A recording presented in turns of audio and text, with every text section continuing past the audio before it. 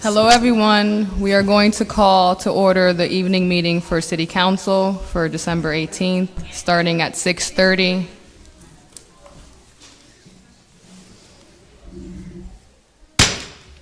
Roll call for the City Council meeting of Wednesday, December 18th, 2024 at 6:30 p.m.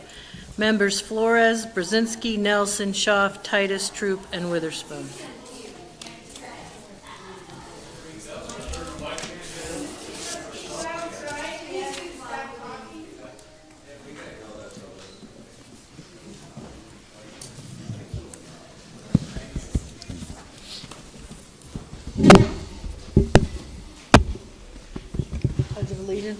Alrighty, we will please stand for a moment of silence and then a pledge of allegiance. I would like to take a moment to recognize the young man who lost his life yesterday in the city and the other one who is fighting for his life in the hospital.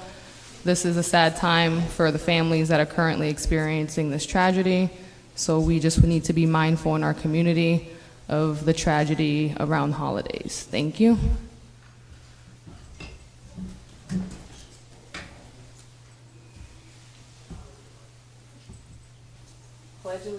To the flag of the United States of America and to the republic for which it stands, one nation, under God, indivisible, with liberty and justice for all. Motion to accept the minutes from the December 4th City Council meeting and bills for payment on December. Order in the meeting, please. Silence unless you are speaking. Lori is trying to conduct the meeting. Thank you. Bills for payment on December 20th, 27th, and January 3rd. Members Brzezinski, Nelson, Schaaf, Titus, Troop, Witherspoon, Flores. We have no scheduled presentations this evening. Is there anyone here to speak on a repository sale? Is there anyone in the audience here to speak on a repository sale tonight? Is there anyone here to speak on a repository sale? I'm hearing and seeing none. We will be moving on. I would ask the media to please line up on the left aisle facing the stage and citizens to line up on the right aisle to avoid confusion. Now, I am going to read the rules for citizens to be heard, and I hope that the audience can follow the rules or else you will be asked to be removed. Citizens to be heard. Any such person addressing council shall step up to the front of the podium, shall give their name and the municipality in which they live. Unless further time is granted by council, you shall limit your address to only 5 minutes. All remarks shall be addressed to council as a body and not to anyone thereof. No person other than a council member and the person having the floor shall be permitted to enter into any discussion, either directly or through a member of council. Without the permission of the presiding officer, no question shall be asked of the council person except through the presiding officer. Reporting from official boards, commissions, and other bodies may be received, and also reading of written communications to council on any matter concerning city's business or any matter other than which council has control. Those are the rules of council. If you cannot respect the people who are speaking, you will get a warning 2 times before you are asked to be removed. So we will continue. You get 5 minutes. Please state your name clearly for the record and the municipality in which you live. Thank you. Thank you. My name is Cole Shenley, and I live in the city of Erie. I'm so tired. These last few weeks have been physically and emotionally taxing, not just for myself, but our entire community. It feels somewhat gauche to complain when yesterday multiple families were torn apart by senseless violence. My heart goes out to everyone affected. The problems Erie faces are multitude and many faceted. Tonight, there is a real opportunity to make some material progress that can help stabilize our community. 2 city council meetings ago, we could have calmly heard from Trump fans that were upset at Council President Flores' comments about 90% of MAGA supporters being racist. She may or may not have resigned from her post, but her opponents could have potentially built support in the court of public opinion. Anyone who watched that council meeting knows that didn't happen. What we saw instead was screaming, ranting, and aggression, led by Mr. and Mrs. Shank and Miss Hunter. Not that they themselves were doing the screaming. The Shanks were happy to sit back and sell some t-shirts to their supporters. While Miss Hunter sought to scoop crime data in hopes of painting Erie as a fallen city, an urban hellhole needing a thorough ass-kicking by our police complement. And not much was said about why Jasmine made the comments in the first place, because her Puerto Rican heritage was trashed by Trump supporters, and she finally had enough of the hate. The groups I am a member of, Erie DSA and Erie County United, along with the Erie Spiritual Coalition, came out last meeting to speak about the needs for a Renters' Bill of Rights. DSA and ECU are community-oriented organizations made up of working-class Erieites. It's our working-class roots that drive the issues we fight for. It's our commitment to democracy that has our making group decisions on how to proceed forward. Unlike with the MAGA here tonight, we aren't led by grifters looking to make a buck off our pain. I don't think everyone who voted for Trump is a racist. I may strongly disagree with their choice, but I fully understand how in an economy too focused on the 1%, it can leave an opening for charlatans to take advantage of the suffering of the working class. But let's be clear, Trump, his acolytes, and his wealthy friends are not looking out for working class interests. It's doubtful we will hear Mr. Shank come up here and talk about housing insecurity. Throughout his tenure as a county council member, Mr. Shank was more interested in having his ego stroked and promoting his internet show than doing the hard job of governing. Let's remember that last year, when the man could have shown real solidarity with the striking workers of United Electrical, he hemmed and hawed during a speech he gave while chairman of county council. Socialists in DSA nationally were able to raise $9,000 for UE workers, ensuring their kids had clothes and school supplies last fall. I think Brian handed out popsicles. Erie needs a Renters' Bill of Rights. We need just cause protections for tenants. Working class members of our community should not need to put up GoFundMes to avoid evictions, especially not in the middle of the worst weather our county has seen in decades. Housing stability should never be a concern on one of our residents, but too often it's a roadblock to getting a person out of poverty. We desperately need local government to step up and make investments in human beings, not whatever economic bobble of the week is in the news. When you consider the Renters' Bill of Rights tonight, think of the progress you've made on this issue, the progress Councilman Nelson highlighted a couple of meetings ago, and then think about the work left to be done and how this ordinance gets us that much closer to a truly fair system for renters and landlords in the city of Erie. Thank you so much. Thank you.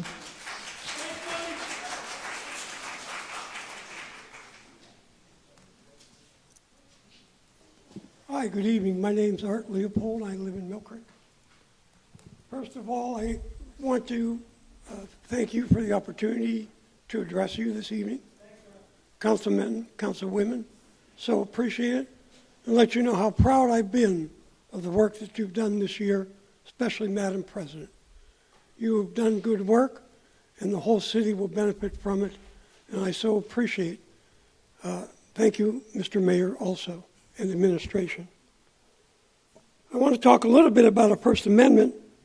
It's a right and a privilege that we all have. We all can use it. We ought to cherish it. I choose to use my First Amendment right to lift people up, to be mindful of the fact that everyone has an equal opportunity, and to build bridges among people. That's what I use my First Amendment right for. And I would encourage everyone to try to use it to bring people together in these times, because we certainly need it. I also support the amendments that are made to the rental agreements, the rental ordinance. It's sorely overdue. It's certainly a first step. I was privileged and humbled to be at some of the first meetings that were put together by the Erie Spiritual Coalition, and I greatly appreciate what they're trying to do and what council will do when you pass the amendments to the ordinance that exist. And so I ask that you do that this evening and for the second reading that's going to come up. What we really ought to be talking about this evening is the communities that are going to be at risk because of the new administration coming in. There are people, immigrants of color, refugees, our neighbors, our new American friends that we're all going to have to look out for every one of us. We all know someone. We're all going to have to really pay attention and be shepherds and guardians for them. And I'm not going to leave out the LGBTQ plus community. They're also at risk. Trans folks especially, and many other communities. So we're going to have to watch out for our neighbors. Boy, what a novel thing to do. We're all going to have to pay attention to our neighbors and our community. And so that's what I ask you primarily to be mindful of as we move into the new year. And last of all, I want to wish everyone happy holidays. These are holidays that we should cherish. They come to us throughout the year. I have certain holidays. You all have other holidays. I think we ought to celebrate them all. And I want to thank you for all that you do. Thank you.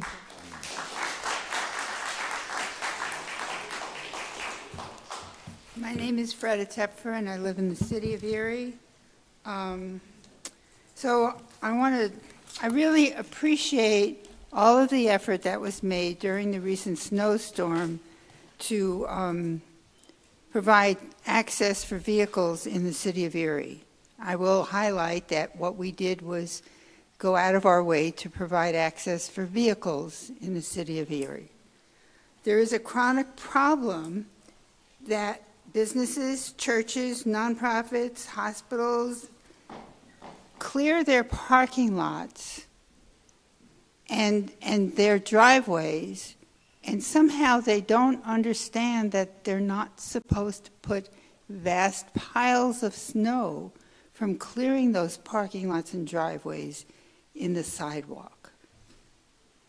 We all know that the city plows our driveways shut every time they go through, and I have cleared that out myself, and I've paid people to help me do it, but I'm talking about 4, 6, 8, 10-foot piles.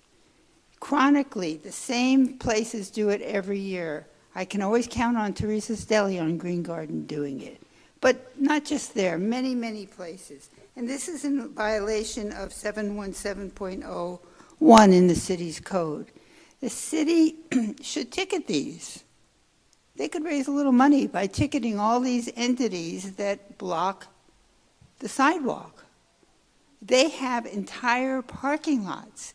They can forego parking spaces so that people can access the sidewalk. Also, last year, when we didn't have so much snow, the city's plowing blocked the intersections, Brown Street, many places. We didn't have that much snow, so it isn't a question of how much snow we have. Cities that have snow prepare for this, and they designate places to haul snow to. It's not appropriate to have 6, 4, 8, 10-foot piles of snow blocking access to the intersection, blocking access to the pedestrian push buttons. This is not the way we should treat our pedestrians.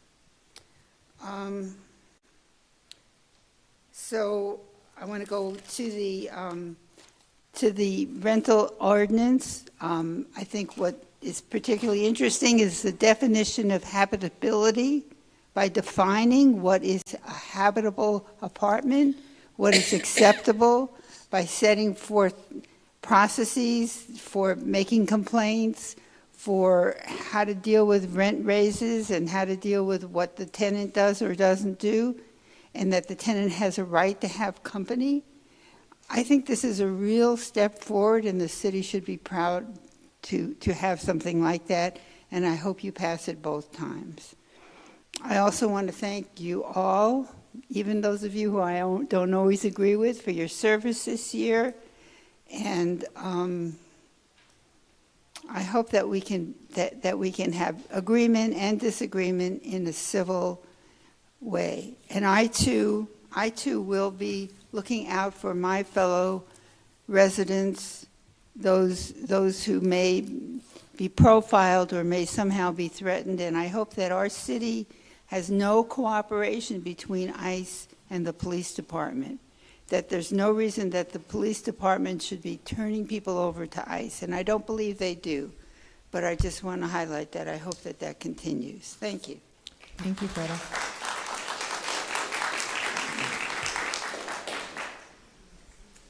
Dave Forrest, Erie. I'm here for the monumentally important issue of leaf collection.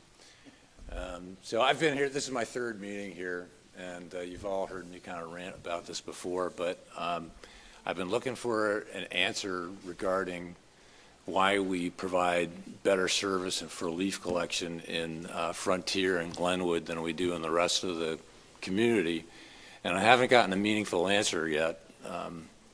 And I'd like to either get an answer tonight while I'm at the podium or get a commitment from the entire body of elected officials, including you, Joe, to get me a meaningful answer on why we do the things we do and collect leaves at the curb in those neighborhoods when it appears to be contrary to the law. So can I get an answer tonight or a commitment that by the next meeting I will get an answer? As pointed out, may I give him an answer? Go ahead. Sorry. Council just doesn't have an answer. We don't legislate that, and we don't budget it, and it comes down to the executive branch and executing it. Yeah. You know that. You're the staff person I trust the most to have ever read their home rule charter and ordinances. I know that, and I appreciate that, but you're all part of the government. You're all elected officials. You're all Democrats. You're all part of the Democrat club. I mean, and I don't mean to be really pejorative about that, but you are, right? You're all, you know each other. I can't imagine that there's anything that's happening at the executive level that you guys couldn't get an answer from. Am I right? You're giving me an incredulous look. And I know we're having a discussion, so we probably need your permission. But, I mean, I would think that the mayor would have this information, why we collect the leaves the way we do in those two neighborhoods. Because we're doing it and we're dedicating city resources to it, there must be a reason why we're doing it. There must be a history behind it. There's got to be an answer. And as a taxpayer, I think I deserve an answer. I've been here at 3 meetings. Can I get an answer? Yeah. Mr. Mayor, can I get an answer? I can't answer you now. It's your time to talk. You could answer me. You could answer. Can I get a commitment to have an answer next month? Can I get your commitment to give me an answer next month? You're not going to give me a commitment to get an answer next month. To a simple question, I can't even get a straightforward answer to a simple question. I know, but I'm going to defer to you. One-on-one with the mayor, you're talking to all of us. I understand. I understand, but you can understand my frustration, Ed, right? We need to be respectful. We need to direct comments to the whole body, not ask Okay. questions individually. We're going nowhere. Well, Make an appointment with me. Let direct comments to council. That's it. but Ed, I think I deserve an answer when I come to the council. Okay. I'd rather hear from the mayor. I'll be here tomorrow morning. Thank you. Thank you, Dave.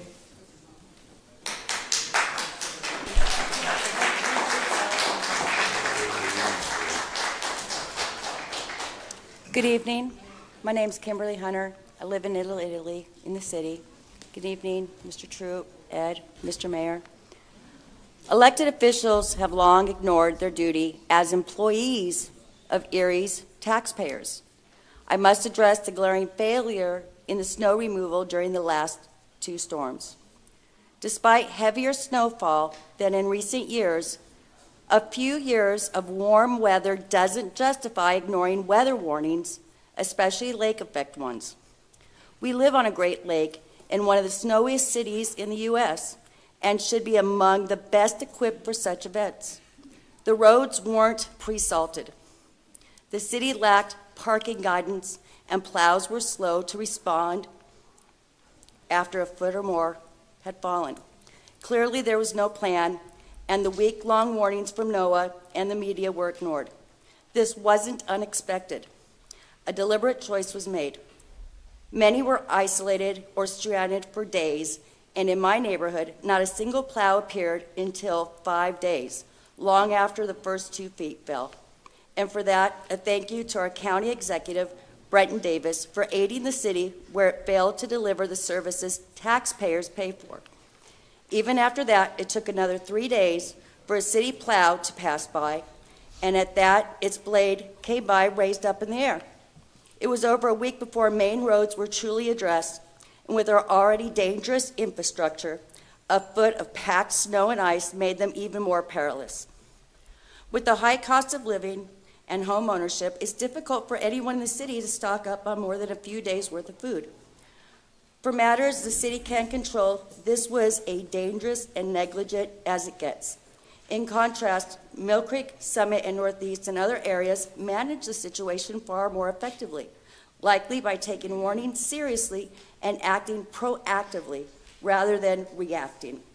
Being lax in awarding grants is one thing, and voters have given you the benefit of the doubt or let abuses slide, but not on failing to prepare or budget adequately for predictable natural disasters, especially when forewarned well in advance.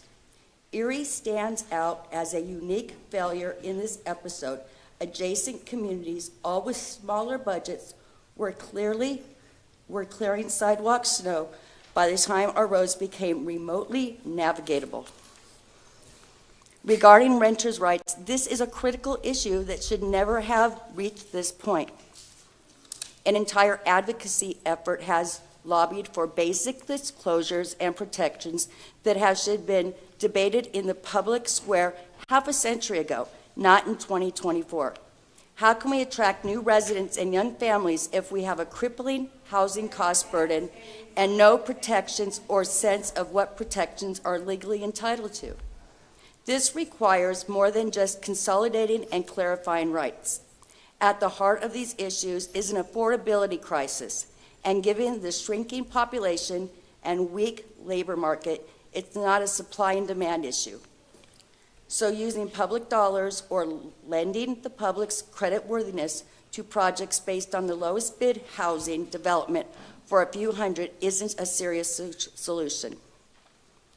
Between questions of rights and the core issue of affordability, there is clearly a structural problem in our housing market beyond market forces. It's clearly a problem that falls squarely on local government and specifically a city council controlled by a single-party rule for half a century. At a certain point, we must ask if repeating the same mistake over and over makes sense if we want a different result. We have trusted one party and given its standard bears the benefit of the doubt 98.4% of the time through 5 decades of elections. Enough is enough. And never before has that message resonated so much. And for that reason, I want to thank our council president for drawing voters' attention, many who often sit at home in our municipal elections, to the conduct and mindset of our local government. If failing to address the challenges of our population faces wasn't enough, I am confident that the head of our city council ranting over the many uneducated members of her own community as racists or an embarrassment, exposing a deep resentment for so many of the people she is meant to represent, very well could be the straw to break the camel's back.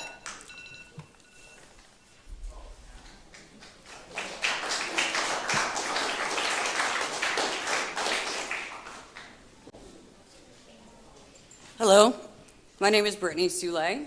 I am from the city of Erie, and I would like to say that the last meeting that I attended here, I think for the first time in my life, really watched what Grace Under Fire was. Thank you. I'm actually here with my partner and my 5-year-old, who is very excited to be here today, to be a part of things. And I'm here today to express that, number one, the proposed amendments to the Tenants' Bill of Rights are of paramount importance to our city and our people, and especially those who live in extreme poverty.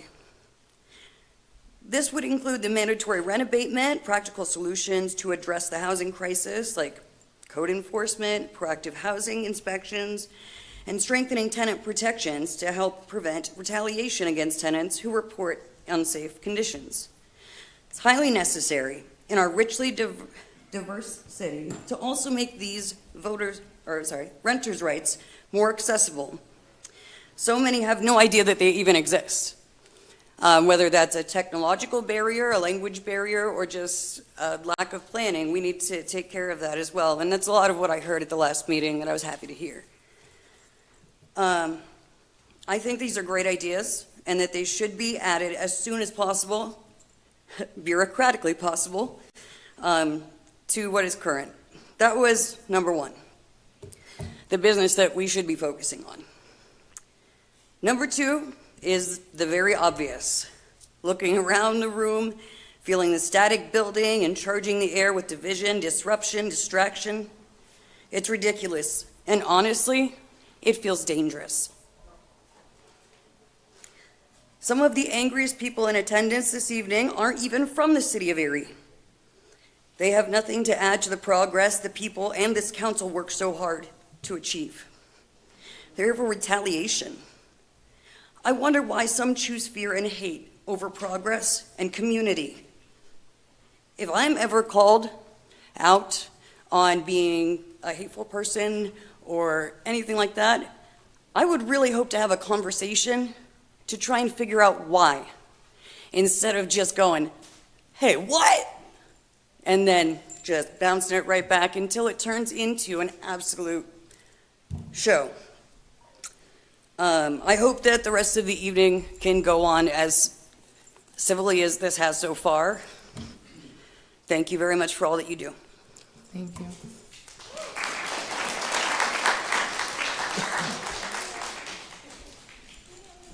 Hello, my name is Savannah Wilson. I've lived in Erie for 23 years. Tonight, before I continue with what I have planned to speak about, I wanted to speak about the energy also in this room and the energy in this country has shifted immensely. And I just wanted to say that even though we disagree on a lot of things, I've heard a couple people already mention some things that we can find common ground to so we can start solving the problems and stop focusing on the issues. So with that being said, this tenant Bill of Rights is more than just an ordinance. It's a call for action. It's a demand for justice and equity in our city. For far too long, our council has been dominated by those who are clinging to power and blocking the path for the next generation to lead and build what we need. The greed and the complacency of the old guard have left too many of us, especially young people, struggling to make real change. Yesterday, we lost a 17-year-old boy to gun violence. Another tragic reminder of the failure to act. The pain and the suffering that we endure is a direct result of their inaction and their refusal to invest into our communities and to protect our youth. The Tenant Bill of Rights is a step towards creating a city where all residents, especially young, the marginalized, and the vulnerable, have the rights and protections that they deserve. It's time to step out and to break the cycle of neglect, step up for the future that doesn't have to be defined by pain. Every year, Erie experiences pain before the new year. Why? Why? Every time I come to the city council, there is a child or a teenager that has passed away before I have to come up here and continue to keep talking about this importance. Instead of arguing with each other on Facebook, can we work together? Because our kids need us. Our future, America, needs us. We need to step up and take back. Stop fighting with each other. We need each other right now. We're not the enemies to each other in this room. It's big corporations, it's big governments. They are hurting our people, and in result, we are hurting ourselves. I am tired of this cycle. Stop hating each other. Can we just have a conversation? A conversation, because at the end of the day, when we take away all of the BS, we are all fundamentally are trying to survive. We want a better future for our kids, for ourselves, and for our neighbors. We don't want prices to be too high, and we don't want to feel like we're being taken advantage of as taxpayers. I'm 23. And I don't think it's that hard to understand. It's just we're trying to overcomplicate it because we keep trying to hold on to something that is dying. It's no longer here. We're in the new age, 2025. Technology is on a rise. AI is here. But with that being said, we can no longer afford to wait. The time is now to act. Make sure that this bill is passed, and it's time to start building a future that we all deserve. Thank you. Thank you.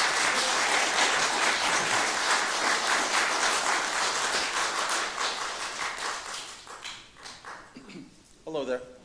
My name is Constantine Hotas, and I just moved to Erie 2 years ago.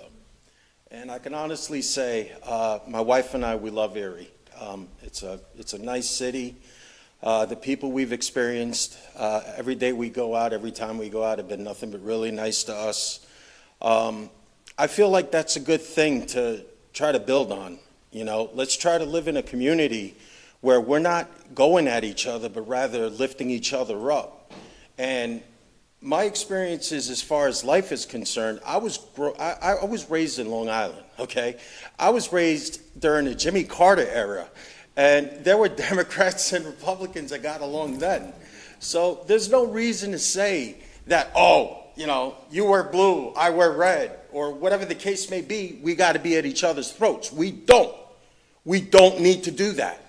We need to work together and lift each other up. We got bigger enemies to worry about. We got Russia. We got China. We got people that are threatening our lives with nuclear war.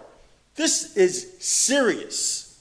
What the Democrats did to the border is disgraceful. But I'm not going to sit there and say that everybody that comes across the border is a bad person. I'm of Greek heritage. I grew up in Long Island, okay? I grew up, my best friends were black, Hispanic, German, Italian, Jewish, every single type of race in the spectrum. And I don't come here to Erie to preach or to try to get anyone to agree with me. All I'm saying is that we got to start being adults. We got to start treating each other with respect. And if we say something that might be wrong, we don't need to jump down each other's throats. Somebody was here just a few minutes ago pointing out somebody in the crowd. I don't think that's right. I think everybody's got a right to their opinion. Now, as far as what was said during one of Trump's campaigns about the island of Puerto Rico, I was 100% not with that. I was not agreeing with it. I did not like it. I grew up in a neighborhood with a lot of Puerto Rican kids, and blacks, and Jewish, and Italian, and Greeks, and Irish, okay? We were kind of a melting pot. We found a way to get along, even during the Carter years. If anybody remembers the Carter years, how would you like to sit? I was a little kid in the car, but I remember my dad cursing the you-know-what the hell out of everybody, waiting 3 hours to get gas. We don't want to go back to those days. So the bottom line is everybody's got to basically kind of just man up and start working together to lift each other up. So this election happened, okay? The bottom line is the message by the party that was not with Trump didn't have a clear message to the people on how they were going to make their lives better. So now we got to move forward and deal with it. We can't sit there and keep fighting each other over it because it's not going to solve anything. And like I stated, we got bigger enemies to worry about.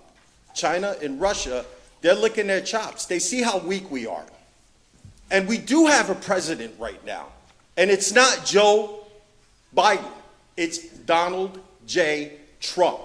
And if the Democrats would just love this country a little bit more than they hated Donald Trump, then maybe we can all lift up our bootstraps, be happy, live in prosperity, and look out for each other. Thank you.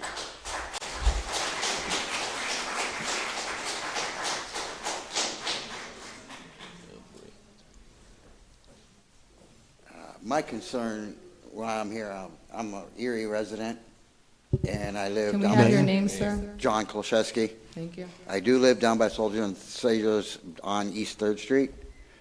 I know the weather's been bad, but I have a neighbor that I've been dealing with, that I've been trying to get a hold of Mr. Moz about, with him plowing the ice on an old right-of-way. It's on the map as a road, because when they put the water lines down there, The guy that did the water lines showed me on the map. It is still on the city's map.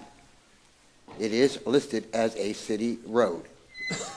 It's the T. It goes right in between East 3rd and East 4th, and the part that goes over by the St. Hedrick's Church, the back section, which would probably be old, as I know it, by my parents, because I grew up here since 1966. I used to drive through there. It was, my dad would go there, take me for a ride through there. So we used to call it Old Ash Street Extension. The problem is the issue with this R&R contractor, which his name is Raul Rodriguez. He plows his snow right behind my car during this, I know that accidents happen, ice comes off the roof, but he pushed all the snow right behind our public housing, which is handled by hands. They could not get back there to plow. He pushed all the ice off the roof right behind in the car, my car, everybody else's car, the neighbor's car. I'm not the only neighbor that wanted to come down here. But for me to actually get any response for this, it took an old city council member to get it cleaned out. Abby Coley. She's the one that got some results for me. But I would like to talk to I don't know who I would talk to about this guy, because I don't know if I have to talk to the city council or the engineer or the streets department or even the mayor's office. The guy thinks he owns that right away, and it belongs to the city. And it's been going on since 2015, 2016. It needs to stop. I've been polite to him. I went to go out 4th Street. The other one guy's things came off his house. And I asked the guy politely, would you please move the wood so I could get out and get to the grocery store? Because it was right by his property. He got real mouthy with me, and my wife can even, if she's here, she can verify that he got nasty with me. And I was polite to him. It's been an ongoing issue that I've been dealing with Mr. Moz. I have COPD, I have other issues. We count on, in that Hands building that's handled by a lot of handicapped people, that alley way has to be kept open because emergency care and the fire department use that. And so does soldiers and sailors when they come out of work and they can't, if there's a supply truck like in the snowstorm, they got stuck, they couldn't go across 4th Street, across that right away to get to 4th Street to go home. And then the city plowed it in, and I called them up after somebody had already cleaned most of it out to come and scoop the rest, and they gave me a hard time over it. And I worked and I pay taxes, and it's like, if I call and ask, hey, you put it there, could you come and please move it when you got time? I was polite. But the main issue is with this R&R contractor. I need to have somebody from the city to send him a letter stating that is city property. That's all I'm requesting. I don't know who I have to talk to face to resolve it, because I do have a video in my phone which I can show to whoever I need to resolve the issue. Thank you. Thank you.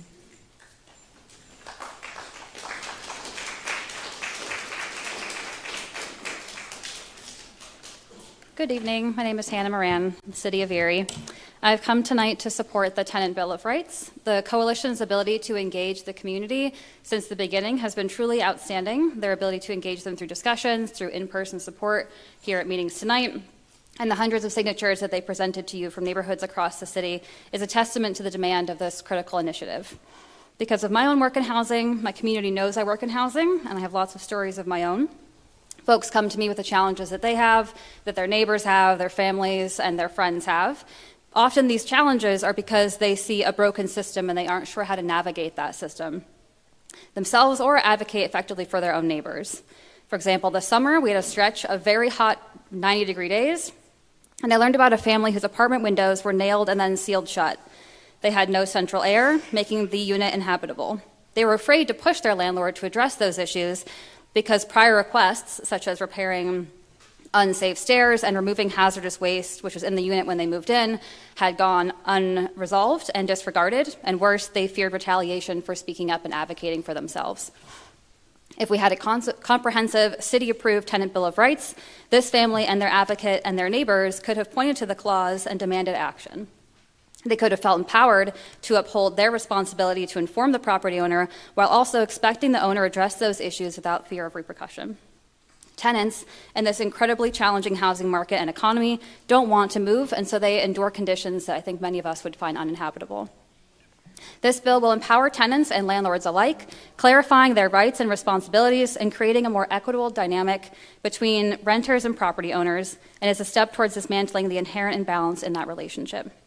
With renters making up 50% of Erie's population and even higher percentage in some communities, this should be a priority issue for the city, and I thank you very kindly for taking it on. Council has worked very diligently on systemic improvements like inspections and zoning, but this bill addresses something a bit more personal, that direct relationship between tenant and the property owner.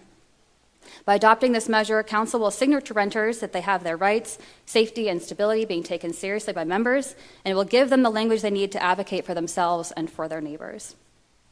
This ordinance consolidates existing protections into a single accessible resource, breaking down barriers for Erie's diverse population, including those with language or access challenges.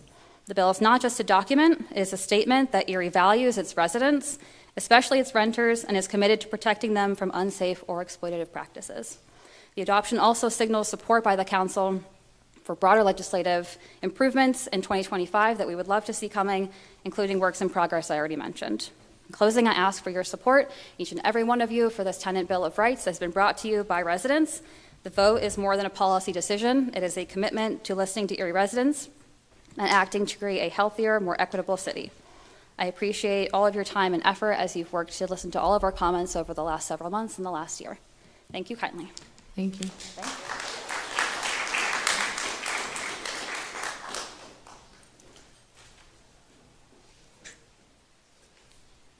Good evening, I'm Juan Jarina, and I'm from Mill Creek. And I'm here to encourage you to support the Tenant Bill of Rights. And I'll do so by sharing a personal story. So in 1960, my family came from Cuba and moved to Miami. And I was an infant at that time, and I would go to sleep thinking that rats were going to bite me. My sister woke up with a scorpion in her bed at one time or another. And we lived in a very small place, but over the years we overcame it, and my father encouraged us to get educated because he did not speak much English. So that alone is reason to support the Tenant Bill of Rights. The other reason is that greed and selfishness is really part of our human condition. And I humbly admit my own selfishness. In 2008, when the mortgages fell apart and the economy went down, that was greed and selfishness at every level. Even though people may not have known what mortgage they were getting into, that they wouldn't be able to pay it, I'm sure they had a lot of red flags in their house that they couldn't afford a $300,000 house. So I really encourage you to support this thing, and thank you. Thank you.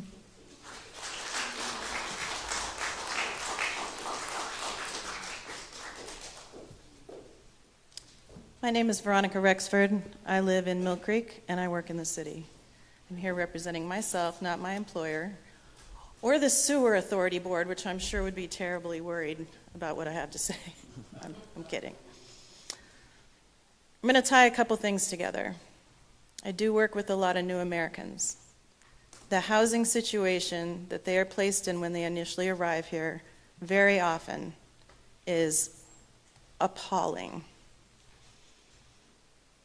Absolutely, practically uninhabitable places that they are expected to live. Back in, I think, 2018, Penn State Barron did a study on the economic impact of new Americans in the county of Erie. $256 million a year was a conservative estimate of the economic impact that those people who were born somewhere else and ended up here provide to our municipalities.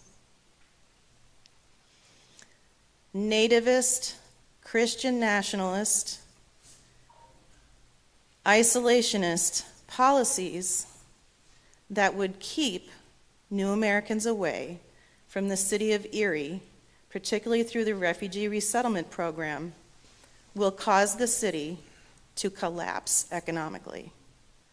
We've had a few bites at the apple to try and keep the best and the brightest, the young, the graduating students, to keep them here, fighting the history, the inevitable movement through the Rust Belt time as manufacturing went down here.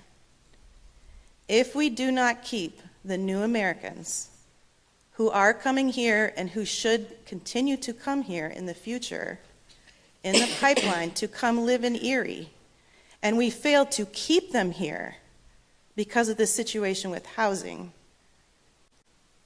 y'all, I don't know about your jobs. It's a problem. You know it's a dwindling tax base. I embrace my friends, different religions, from different countries, from different continents. I have worked at a community center where I interact with all these people every day, and they're some of my closest and dearest friends. Don't cut yourself in the foot by supporting policies that would drive those people away. And make sure that they have housing that's adequate available to them. Thank you. Thank you.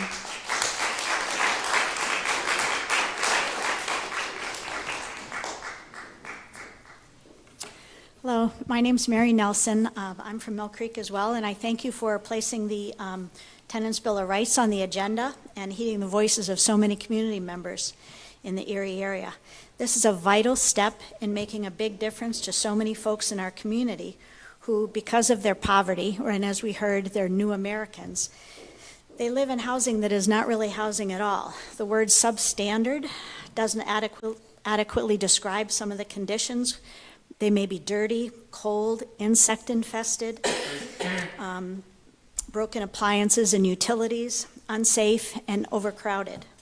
Oversight by the city will make a big impact in safer places to live. I volunteer at the Emmaus Soup Kitchen, and I see parents who bring their children to eat there because money is so tight they can't afford both rent and food. They spend so much of their income on rent that it doesn't leave much for other necessities. So having a safe place to call home helps these kids learn. They have stability and security. The families have less stress. It improves their physical and their mental health.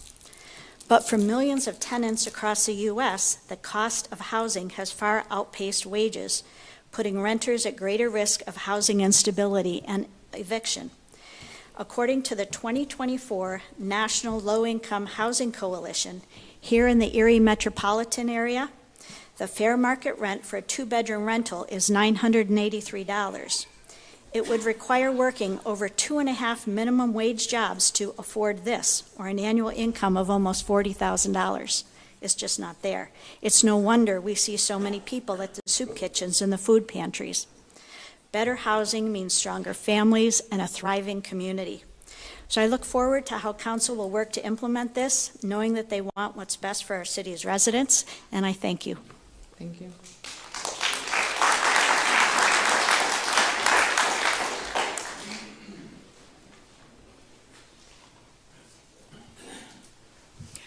Good evening. I'm Priscilla Ritter, a retired pastor who came to Erie 7 years ago to connect with the Erie Benedictine sisters and their ministries. I'm here to support the Tenant Bill of Rights. I live in the Pax Priory of the Benedictines on East 9th Street, and I volunteer at the Emmaus Soup Kitchen and other inner city ministries. I'm also an avid walker, so I've seen housing on the east side that is blighted, not worthy of people living in. And I've heard stories and issues of people from many different walks of life. And I feel like I know the East Side up close and personal. I've been part of the Erie Spiritual Coalition since its inception. And our mission is grounded in spiritual principles, and as we strive to bridge the gap between people, organizations, and government by advocating policies that foster human flourishing and thriving communities. I'd like to ask, for those of you who are here to support the Tenant Bill of Rights, to please stand so we can see how many of you there are. Thank you, that is impressive. From the start at the ESC, we discerned that housing was top priority. For housing, safe housing, is a basic human need. The Tenant Bill of Rights is an outgrowth of our work. And we've done a lot of that to get to this point. We've talked to people all over the city about their experiences with housing, sad stories, yet even some grateful stories. This is most definitely the time to pass the Tenant Bill of Rights. We seem to be in a period of perfect storm. First, housing costs and rents have gone up astronomically alongside of other inflationary pressures. Second, available rental units are in short supply, and I see so many blighted and boarded up houses on many blocks in the poorer neighborhoods. And third, if tenants are not protected by a fair process of eviction, they may well end up homeless. Our numbers have increased noticeably at the soup kitchen and among agencies who provide services to the homeless. And often we think of homeless as individuals. But many families are homeless too, or in overcrowded or unsafe housing. Regardless, now is the time to engage in that fair process that would enable tenants to live in safe housing without fear of unreasonable eviction through no fault of their own, and that their homes be up to code. This legislation is a major step in that direction. And this legislation is not to pit tenants versus landlords. It seeks a fair process. Plus, it's the right thing to do. Thank you. Thank you.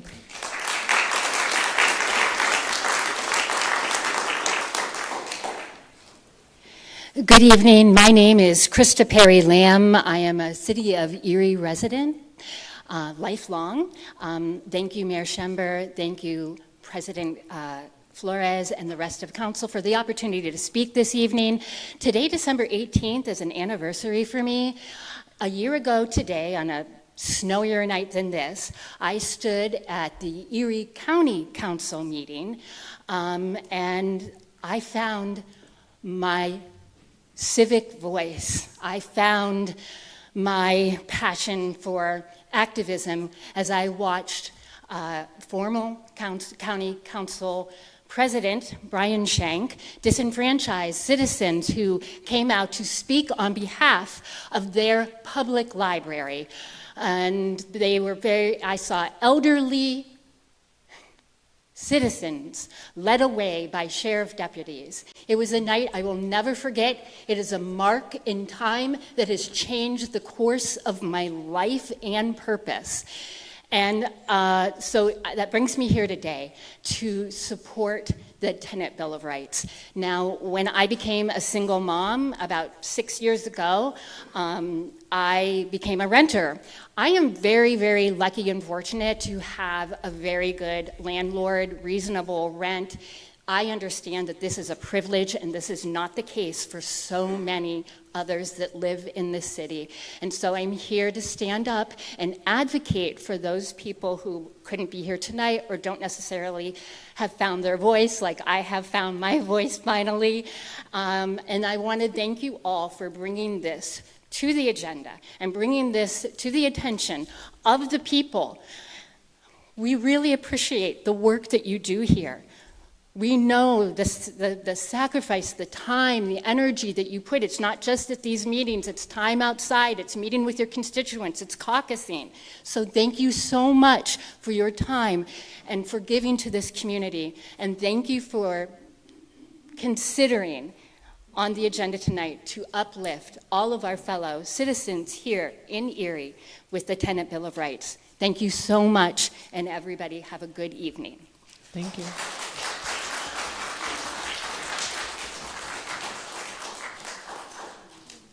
Hello, Erie City Council. My name is Morgan Henderson. I live in the city of Erie. I came here to speak on a few things that are on my notes to speak on. First, 34 years old, and I have not seen the city of Erie not be in a deficit budget-wise. That's a shame. And I know that it's difficult to balance things, to make things work for an entire city, but we are dealing with Trump as president and someone as, like myself.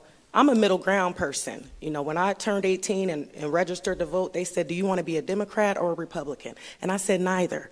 They all sound crazy, okay? So how I look at things is we're all human. We're all living in the same space, the same world. So there are going to be things that, we can find similarities on, and there's going to be things that we keep our differences on. But we have to make it work as a unit. We need to stop separating ourselves based on what our political stances are. And I would like it to go back to the days where you didn't talk about politics in public. That was something, you kept in the home and, you didn't talk about who you voted for out loud. I don't need to know who you voted for. I don't care. So moving from that, I see that our mayor has proposed his budget for the 2025 year, and it includes some garbage and sewer hikes. And I, as a resident, have major stripes with the Erie Water Department. One of those being when I paid off my mother's home after she passed away. I, was told that the bill stays with the house, not with the person. And I said, okay, we can do that. And so my estate lawyer told me what I needed to do. The estate cannot be closed unless you handle these bills that were under your mother. I went down to Erie Waterworks. I paid what I thought was my deceased mother's last bill, and in cash, got my receipt, and I started getting bills in my name. Okay? At the top of the year, when they put the water, sewer, and garbage bills back together and combined them, I got a surprising bill. That was my late mother's bill that they told me I owed about $2,000 of. And I was extremely confused. I pulled up my emails with the lawyer. I said, this was the receipt I gave the lawyer when we closed the estate. That was something I handled. I'm confused. And I got the wish around with them over and over again, back and forth on why this bill occurred, that it was up to me to add it to my online account. If I didn't add the bill myself and put the account numbers in there to my name, then, I wouldn't see it. And so I had a huge problem with that. But what I said, let's work on this. Let's pay this. Let's work on payments. So every month I started paying this bill down. And every time I made a payment, I got a shut-off notice. And I'm like, did you not just see the payment I just made? And they said, well, yeah, you made that payment, but you still have this balance due from that account, and then you have your account. Okay, but are you not working with me the way that I thought that we could work with each other? Because this was a surprise bill to me. you know. But according to them, it should not have been a surprise, and apparently I did not pay her last bill in person and gain receipt for that. And so it had got to the point that I even had a woman on the phone that said, hold on, let me talk to my supervisor. I see you made an $800 payment, you made a $200 payment. You're making all these payments. Why do we keep trying to shut your water off? So that was confusing. And so let's remember in those, you know, budget proposals, let's keep the Erie Water Department in line when it comes to dealing with their customers, because that was just egregious to me, and I can't think that I'm the only customer that's dealt with something so totally out of the norm with them. Moving on from the water department, I am also in agreement with the tenant Bill of Rights. I live on East 10th and Reed, and in my small block, we have a lot of homeowners. And so we all out there. Spring comes, everybody's remulching, everybody's getting their yards beautiful, you know, making sure that our neighborhood reflects the type of people that we are. My little tiny spot on 10th Street, right there by Rosebud's Flower Shop, it's just gorgeous. I love it. I sit on the porch, my kids can play in my fence. It's a beautiful part of the city, but there are a few homes on our block that they just don't reflect the rest of us. And those happen to be owned by landlords, and they rent the homes. And these people, when I see them and I interact with them and their children, they keep clean homes. They're good people. They pick up trash outside their yards. So they're also doing their part to keep this neighborhood looking like something we should be proud of, okay? But I was appalled when I went next door because the apartment was open. I'm sorry, but that was the timer for your 5 minutes. I do want to hear the rest of what you have to say, just because. I just want to say I was astounded by the state of the apartment inside next door to me, and that this woman had been paying $1,200 a month for this downstairs flat, and she lived there for 15 years, my oldest son's whole entire life. And that landlord has not put not a dime of work into that home that woman and her family stayed in. And my mouth dropped because I'd never been in there in 15 years, only, you know, speak outside with each other. So I'll move on from there, but we need to make sure these landlords aren't putting new linoleum tiles down and spiking the rent because, you know, it apparently looks good from the outside. Thank you so much. Deserve better.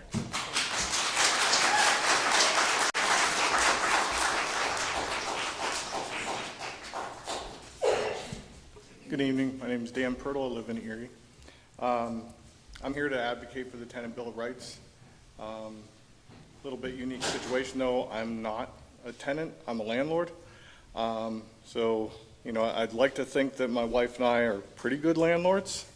Our tenants might say different if they were here tonight.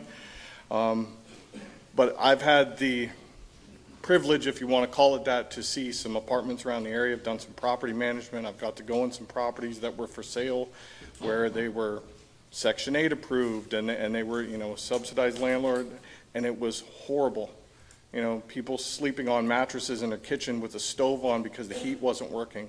One overhead light that barely worked in the room, and it was compliant. It was compliant, but it didn't, you know, for anyone to habitate, it was horrible. And we have hundreds, if not thousands, of those types of properties in the city. And, you know, as this woman just alluded to, some of these landlords, they don't care. They bought the house cheap. They're milking as much as they can out of it. And then they put it back on the market and try and make a huge profit off of it. And this landlord, this Tenant Bill of Rights is going to help some of that. But, you know, it's only one step, all right?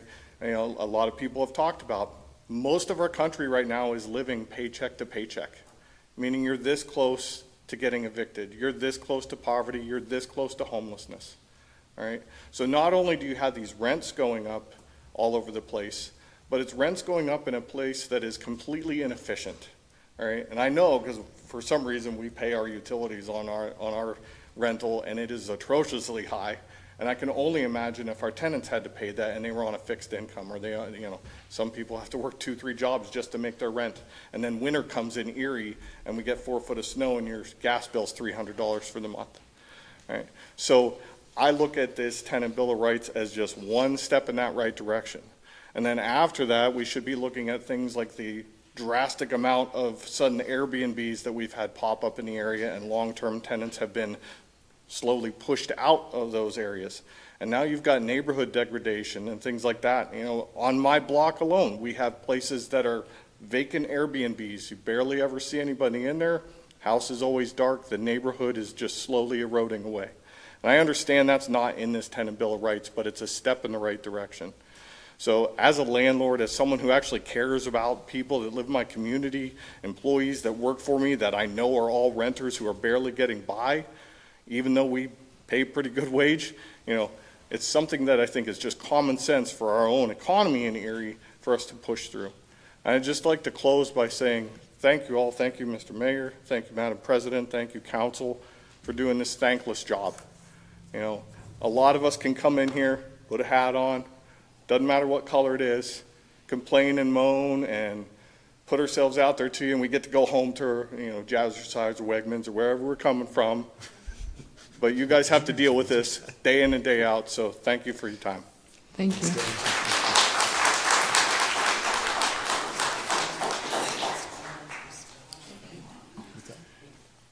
My name is Tina Hotas, and I am a resident of Erie's 5th District. I live off of Parade and 14th Street on the east side. I've been in Erie 2 years. I am an outsider who is now a citizen. Erie is a beautiful, beautiful city and has such potential, but the potential is not coming to pass like it should. There are good things that are being done in the city, and there are things that could be done better. I agree a tenant bill of rights needs to be done, but there also needs to be a landlord bill of rights so everyone knows their rights on both sides of the issue. I am neither a landlord or anything like that, but if you have one for one, you should have one for the other so they both know their expectations and they know what is required.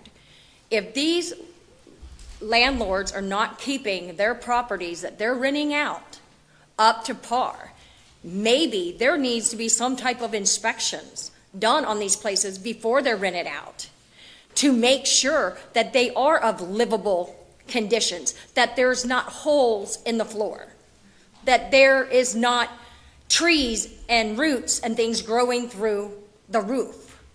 I drive through Erie, I go through Erie, and I see how beautiful these homes used to be. I see how many empty homes there are. The key to having good, affordable, safe rental properties is going to work hand in hand with bringing jobs and businesses into this community. That's also going to help increase population, and it is going to increase the tax base for the city. The other thing is, if I'm not mistaken, I think there's at least 4 colleges in the city or surrounding area of Erie. You have students that are coming in here and going to school, but how many of those students are actually staying in Erie, getting jobs and raising families? Or how many of them are just using this as a stepping stone to go where they need to go to do better for themselves?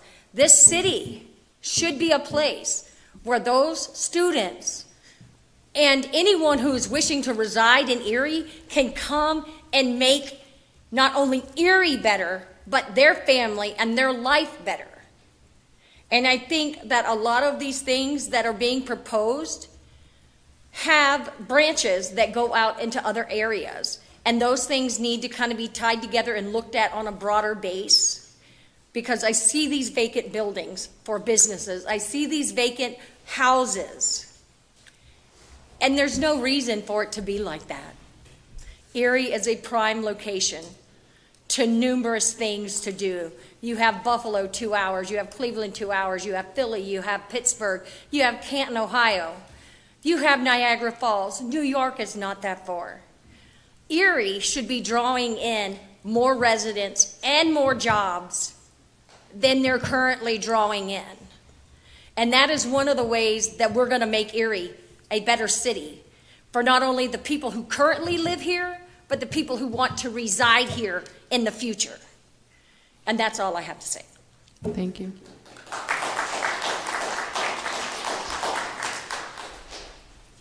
Good evening, Council and Mayor. My name is Floyd Ho. I'm a proud resident of the city of Erie. And I'm here not to be redundant, but I'm here to support the Bill of Tenants' Rights. I feel the bill will help oversee that process, be a safety valve so tenants and landlords will benefit from it. When you go unchecked, when you're allowed to do whatever you want to do, then things can go awry. But in the worst conditions, you need some place where you can go to that cares and makes sure that you got an equilibrium that can help you through the difficult process. So I don't want to be redundant. Y'all very busy, but I do want y'all to know that I, along with others, strongly support the Bill of Tenants' Rights, and it's something that I think will benefit this great city in which I live. Thank you. Have a blessed evening. Thank you.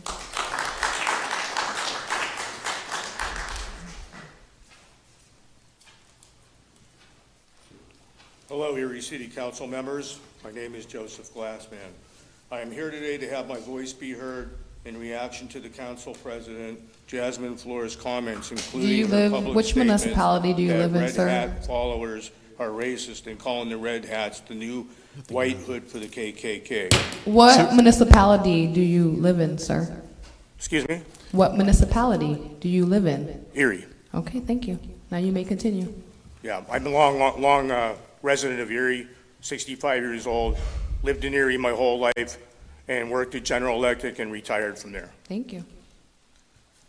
Please let me begin by saying that Jasmine Flores states that she stands by her comments and her freedom of speech. Many lifelong Erie residents, such as myself, disagree strongly with her.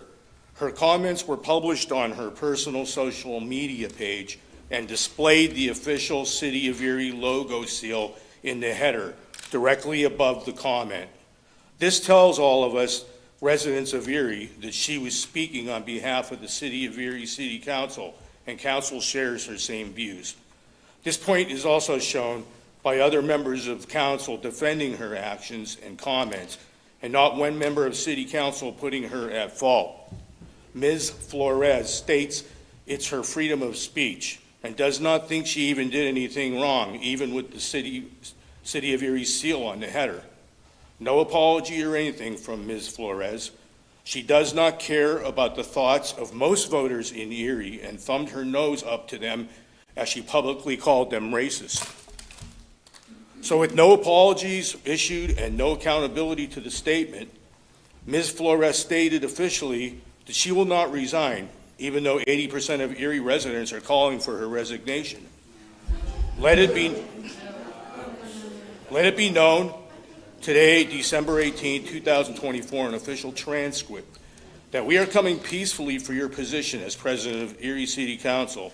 Ms. Flores is up for re-election in November of 2025, and we are going to work hard to vote her off as City Council. Having her as president is not very beneficial to the majority of Erie residents, the same people that she called racist. Let it be known that we have a common sense conservative candidate in line for this. Our plan, which will be successful, is to elect this president as our council president for the good of the people of Erie. The mandate was proven in the 2024 general election when the Red Hat movement elected President Trump. All 7 swing states, popular and electoral victories. And yes, Erie, Pennsylvania turning red as well, showing the majority of Erie I speak of. So we are coming peacefully for your positions, Ms. Flores and a couple of other city council members. There was one city council member seen screaming and yelling at voters in the election process at the courthouse. Your days on city council is numbered as we make city council great again.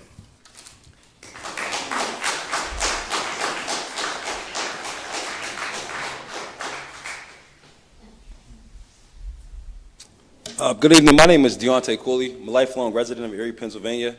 I understand that there are different things on the agenda. I did not come to speak to anything on the agenda. What I came to speak about was there was a tragic event that took place yesterday. There's been a group of individuals who have come up here to speak, and I believe only 2 people actually spoke to the incident that took place. I've heard Ms. Flores called out. I've heard Mr. Shank called out. I've heard people talk about the Tenant Bill of Rights, but I have not heard people actually talk about human life, young people. And I do remember when you all were doing your city council meetings and you were going to the community centers, I went to 2 out of 3 of those meetings, and I did ask, is there any possibility for us to have some resources, some educational resources for people who are trying to lead the youth, for them to see a better path? I'm not sure if you all noticed, there was a group of young men who were outside of the door. They came, their intention was to speak, but they weren't able to contain themselves to be able to do so. So the man who was leading those young men, he made a decision to remove them from the vicinity because he didn't want to be a disruption. But what I do see is a room full of adult people who are able to contain themselves, who all present to be educated, and people who are able to come speak to whatever their concerns are, whatever their issues are. And I feel like a lot of us in this room need to do more work as far as helping the youth. It's not up to you all. It's not up to me. It's up to all of us as a whole. And I feel like a lot of people will come here and complain. A lot of people will call you out. A lot of people will call you out. But when it comes to actually putting forth effort and doing action, I don't know you all. I don't know a lot of you, but I don't see a lot of these faces in my community. I don't see a lot of you coming up here and saying, hey, can we save the youth? I don't see a lot of these people, like Jasmine made comments on her social media, and we come here to attack her. Kids are killing kids, and nobody's speaking on that. So is her comments that hurtful, that human life, young men aren't that hurtful? And then to say, and I made a Facebook post today and it went crazy because it's not happening in the typical hood neighborhoods. The shooting was on 31st and Liberty. The young men were arrested the car was pulled over in front of the Erie Federal Credit Union. So at this point, it affects us all. If you use that bank, it affects you. If you go to the YMCA on Glenwood, it affects you. If you go up and down P Street, Tops, Walgreens, anywhere in that vicinity, it affects you. In my opinion, I feel as though we all need to figure out what we can do to assist, to offer some educational resources, because there are people who are working in the Erie community who are trying to create avenues, to create opportunities for these young people. And these gentlemen and these women are my peers, and I understand that they lack the educational ability or the intellect to actually be able to lead these young men.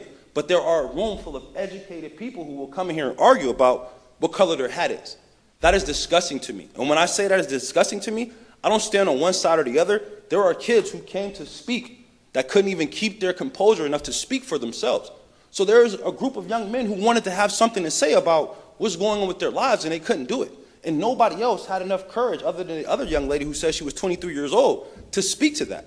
There have been people who have come up here again to speak for the Tenant Bill of Rights. I'm all for that. But nobody said, hey, a young man died yesterday. There were 4 other young men who were arrested. There was 10 to 15 police officers who had guns drawn. What are we going to do? How are we going to help this? Because it is no longer a black community problem. It is no longer an inner city community problem. That vehicle was pulled over on 38th and P Street. It affects us all. Any of us could have been riding in that street or in that neighborhood. A bullet could have come from anywhere, and it could have been any of us. So I understand that there are people who feel like, not my kid, not my problem, not my neighborhood, not my problem, but it is now all of our problems. I don't know what the answer or the solution is, but I do believe that there are some resources to offer to some people who are trying to assist. I do believe that there are enough educated people in the room who can at least reach out to somebody or figure out, because if we can dig up her dirt, and if we can dig up my dirt, and if we can dig up his dirt, we can look and see who's helping who and how can we help. If it's offering $10, if it's offering an hour to do community service, if it's willing to say, hey, sir, I noticed that you're doing X, Y, and Z. There are a couple things that you are missing. How can I help you?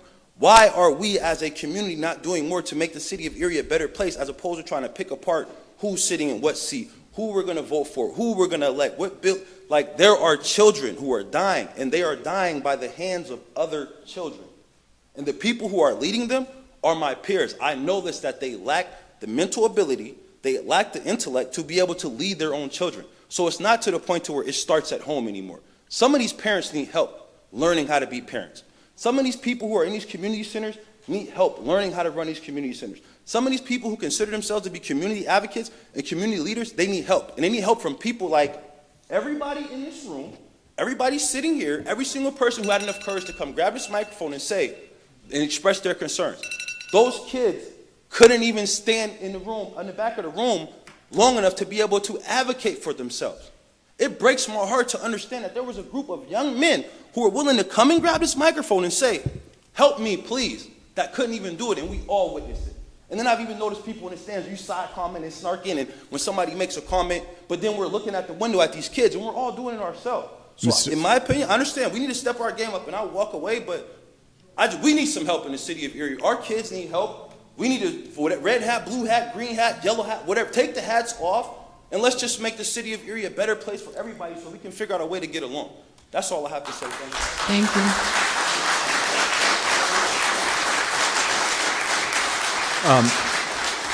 Madam President, may I say something? Go ahead, Councilmember Nelson. Just wanted to notify people, we actually made the city council meetings a half an hour earlier this year in the evenings to try to give better access to the youth and the children. This is an exceptional meeting for the amount of attention, but we did do that specifically for the children this year. So, very small piece of what you said there, but that one thing was done. Thank you. Hello, my name is Devin Bailey. I live in the city of Erie on the 200 block of West 8th Street. I would just like to talk about a bit about the budget and a bit about the potential of Erie.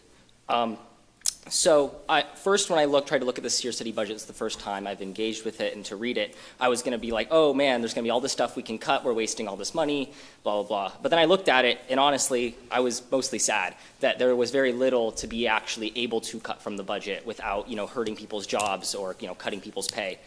And the reason for that is that we have an income problem. We don't have much of, at least I hope we don't have a spending problem.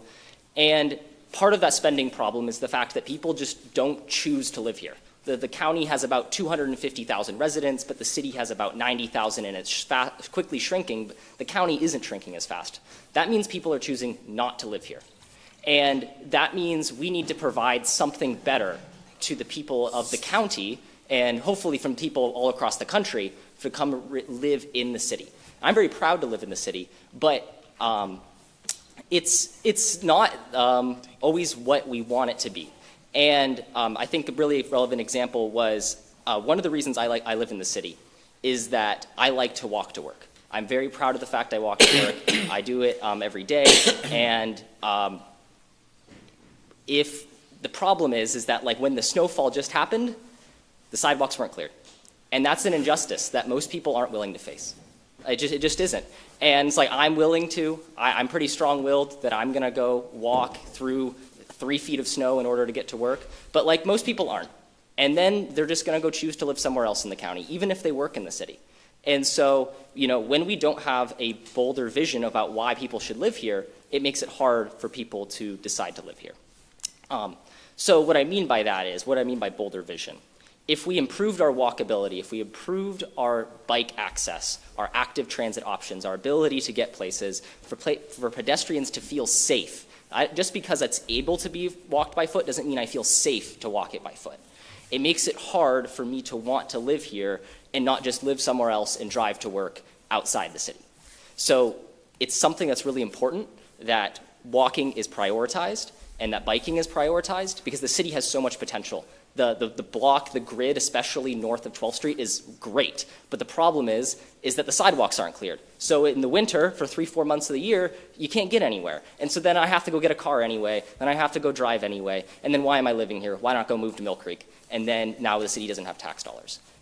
There needs to be a plan to make sure that people have a reason to live here. And unfortunately, the city is very small, and it's very easy to live outside the city. So that means the city has to offer something different, something bolder, and something that can really, make everybody happy about living here and being proud to live here. Thank you. Thank you.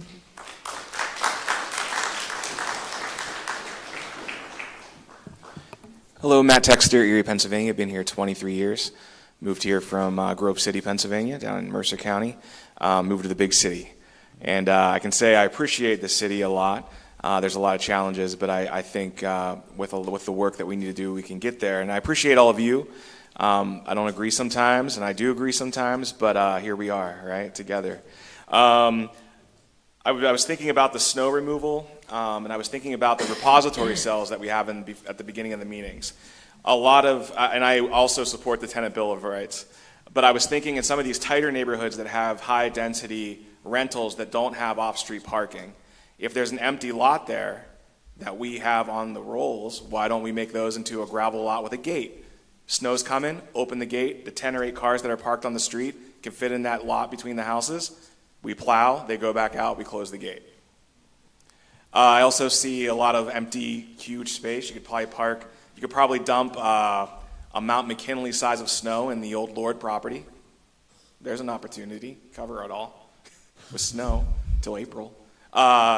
So there's lots of opportunities to kind of fix these things, and I wondered if there's a way to create some emergency parking in tight communities that don't have off-street parking. And also hearing, this tragic incident that happened, the loss of life. Maybe there's an opportunity to have an abbreviated city council meeting specifically for youth to attend that has the process, maybe with a couple of first readings of things that apply to the youth, have them come up and speak in an abbreviated setting, have them be aware and prepared maybe through leadership and teachers to come and present their thoughts and ideas on how we can handle things. Might be an opportunity maybe once or twice a year to do a youth-oriented, abbreviated city council meeting. So, thank you. Thank you.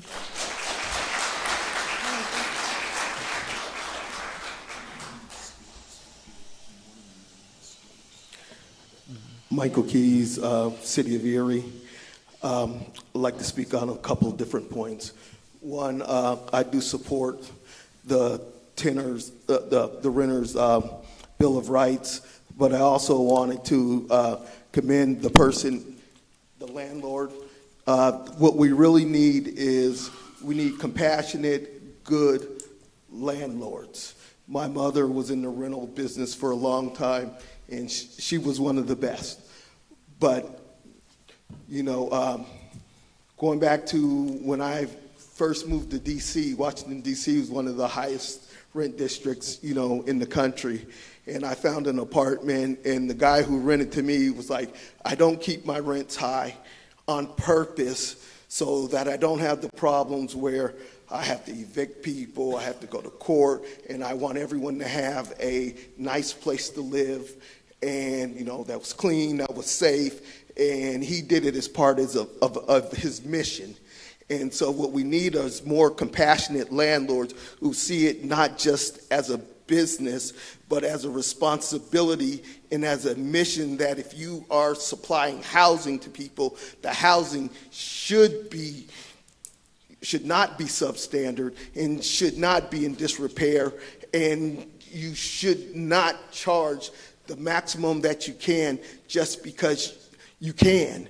One thing that has not gone up is the income of Erieites. And so when you're talking about 25% of your income going towards your rent, basically you do not have a renter's market who can afford 25% of what most of these landlords are charging, even for small apartments in the inner city. And so they constantly end up in court with evictions, and which add to our homelessness and our, near homelessness and a lot of the other problems. And so, number two, I want to know, when are we going to start investing in our communities? It's piggybacking off of what some other people say. I was actually in close proxy to the incident the other day. And it is a community problem.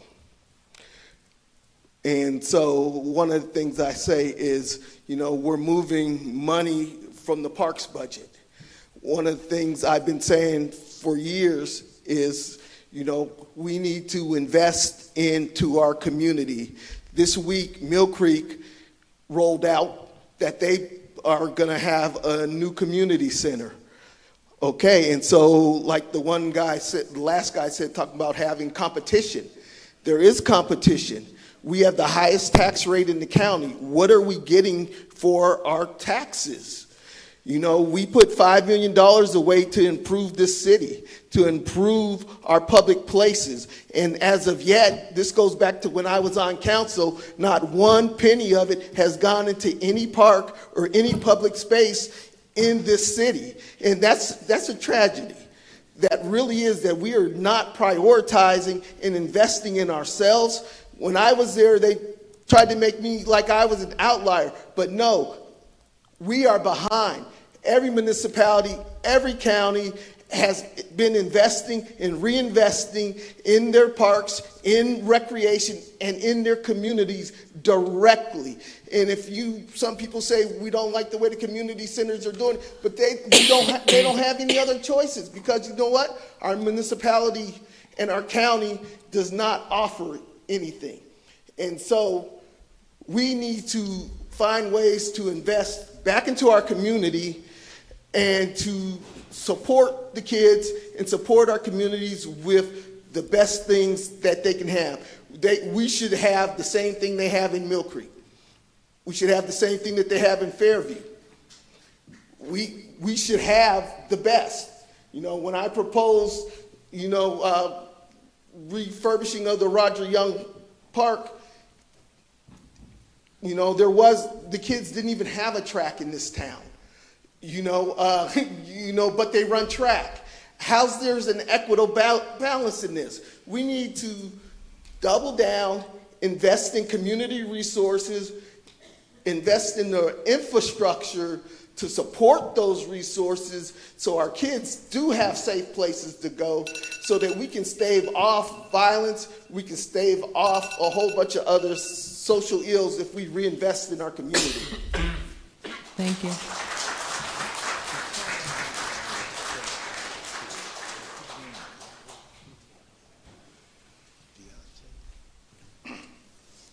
Abdullah Washington, City of Erie.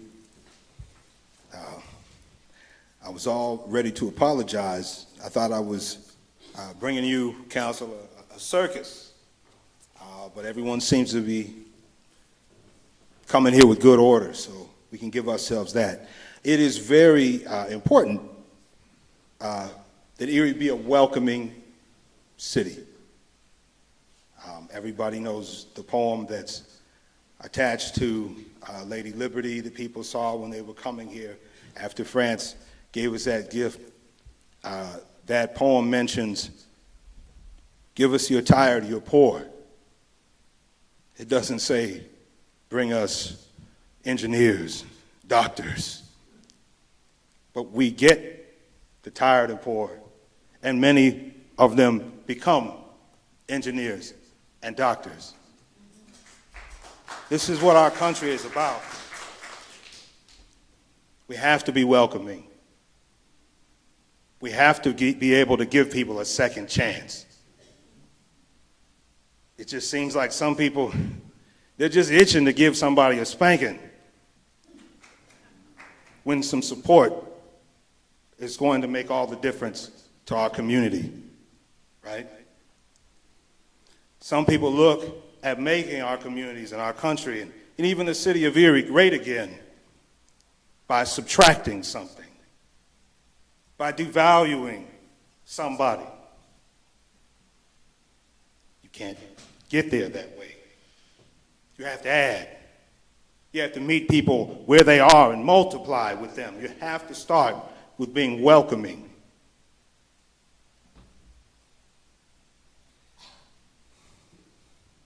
Erie is more than the sum of its parts. I don't care if you're a technical person and you understand the term ghost in the machine. I don't care if you're just someone who just loves to drive and you get a new car and you're following the instructions, but in enough time, you feel like that machine and you are the same. Somebody hits your car, you go, "Oh, they hit me."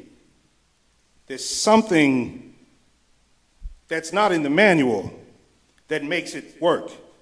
And when I see this city council, I've had the pleasure to work with all of you in some way. And I encourage everyone, the citizens of this city and this county and elsewhere, to get involved and engage with the people we have on city council now, because I promise you that's an achievement in and of itself. Not that anybody there is a stranger to work, but there's something. There's a part of everybody that you know that you can't quite put your finger on that makes them tick and that makes them work. And we need to stop looking at the lowest common denominator. We need to look at our communities and our people for that thing deep inside them that we may not have identified previously that's going to add to the solution. Erie has a lot of problems. That's very obvious, but pointing fingers at each other isn't going to help. There's something greater than the parts we see here, everyday people in Erie, that's going to make this work, that's going to bring new people in. We were a Class A resettlement city, right? It's up to us to be welcoming.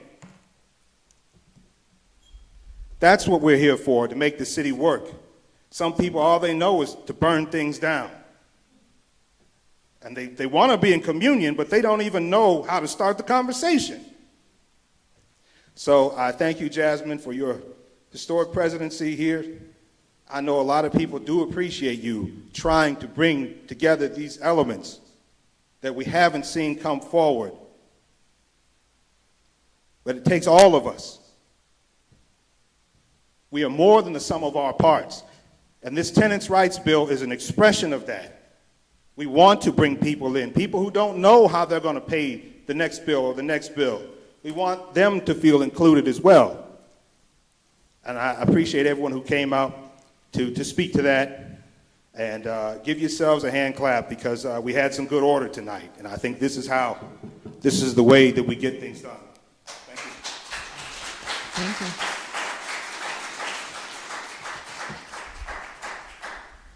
Hello, City Council. I'm Marty Wachuku. I reside in the city of Erie. And happy early New Year's. With those New Year's wishes, I want to cast a vision of hope, but also be real about the situation that we're in today in the city of Erie.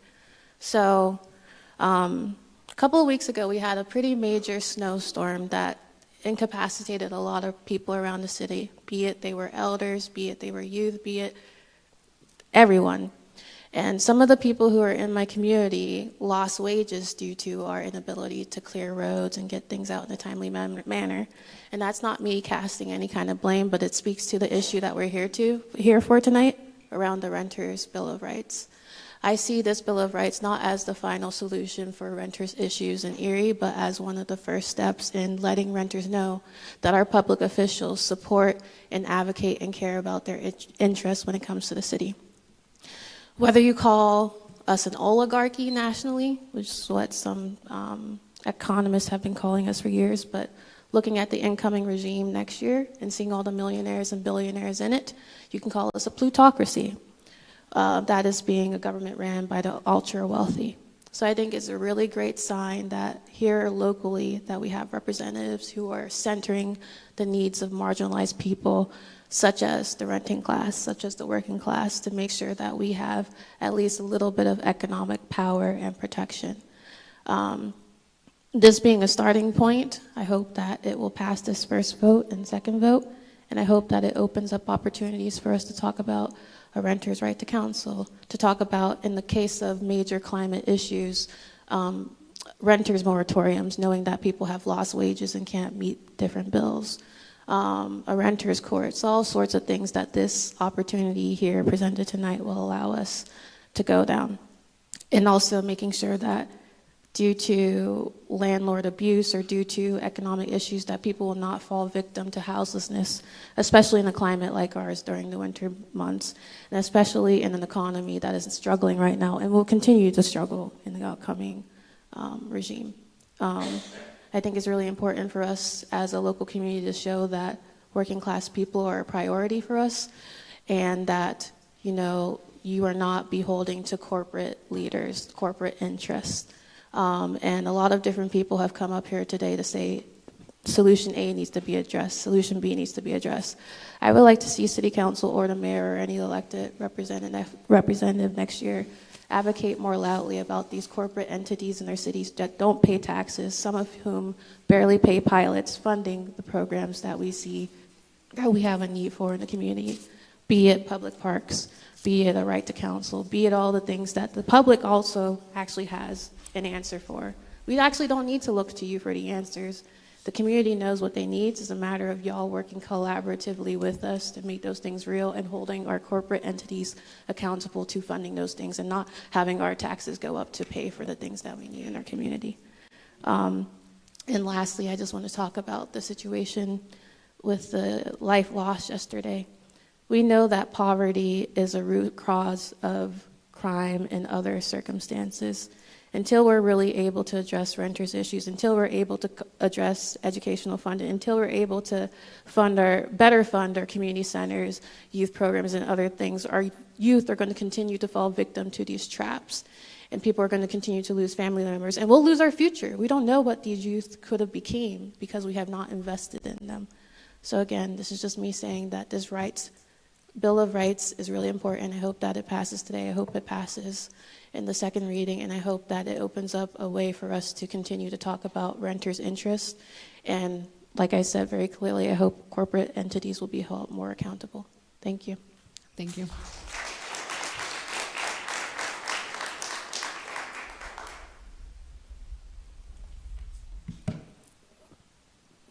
Good evening, Paige Bosniak. I live in the city of Erie. And I'm here tonight first to ask for everyone's support for the Renter Bill of Rights. I won't repeat everything that was said. I agree with all of it. Safe housing is essential to physical health, to a person's ability to be employed, and to the safety aspects that everyone else has mentioned. The main focus I wanted to speak to tonight was the need for Erie City to develop a comprehensive plan for how we're going to manage snow and future weather events. I think what we saw at the start of the season here is not going to be the first event of its kind. I think with warmer lake temperatures, we're going to see more events like this. And I think developing a plan can be something that we can bring universities together and all of the ideas that exist within this community to make a plan for handling future events. I've done some research. I was in my house. I could not get out of my driveway or anywhere on the road, but I was okay with it. I was warm. My cats were there, and I had time off of work. And during this time, I was able to do some Googling.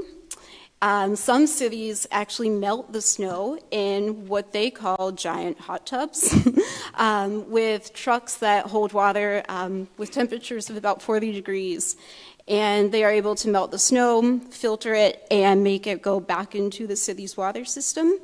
This is technology that was used in New York City and is also used in Montreal. It's especially effective for removing snow in places where there's no place to put the snow, so narrow side streets, places where there is people who rely on street parking. I also think we have an opportunity to use our neighborhood organizations like BEST and our West Bayfront to be hubs for resources during events like this. We could utilize these community institutions to be a hub to lend out things like roof rakes or shovels. We might also consider same-day employment programs to help people, to pay people to help others remove their snow, just the same way we utilize the summer jobs program. This, I think, is an issue we really need to consider. I remember Councilman Keyes suggested this when Buffalo was going through the events that they did, and I think it's high time that we consider it. Thank you. Thank you.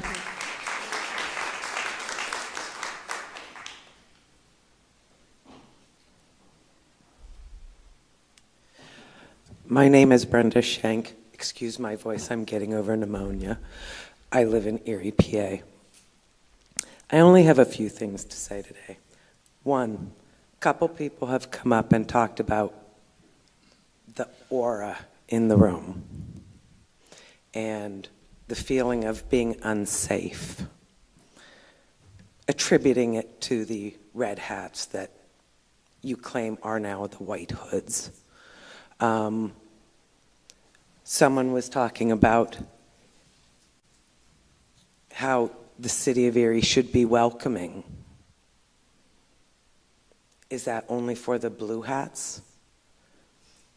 Because being called the names that you have called us and Chuck has gone onto Facebook, onto personal pages. No. Please do not address council individually. Okay. This is your first warning. But yet you will be asked you're twice allowing more before you people- are asked to remove, But you're ma'am. allowing people to point out specific names of the people out here. So if that is okay, then it is okay for me to say it. He went on to our personal page and called us bitches. Yes. How is that welcoming? How is it okay that we can't call you out, but you allow people to call us out by name? 4 different people called us out by name. Called out my husband. How is that okay? How is you calling us names welcoming? How is it? Would you call that welcoming? Order. You will be asked to be removed, especially considering that you're known to be removing people. Would anyone in this room like to be called names? I'm not racist. I have lots Order. Just because there's a red hat, there are red hats. Her comment was that if you wear a red hat, you are racist. And if you are a person of color who wears a red hat, then you need to educate yourself because you are embarrassing her. But they're wearing red hats. Order on both sides. So how is that right? They're wearing red hats. So you're telling them that they need to educate themselves because they embarrass you? That's exactly what your post said. Red hat. Red hat, red hat, red hat, red hat.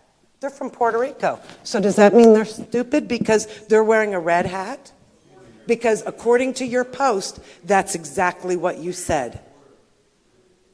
So, people want to talk about, this, oh, he's no longer here. He was talking about how, did your comment make us feel that bad?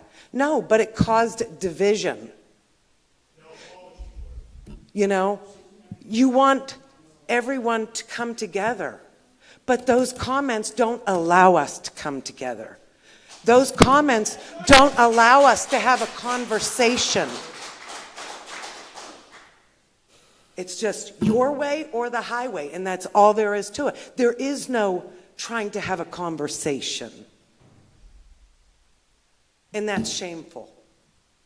Have a good night.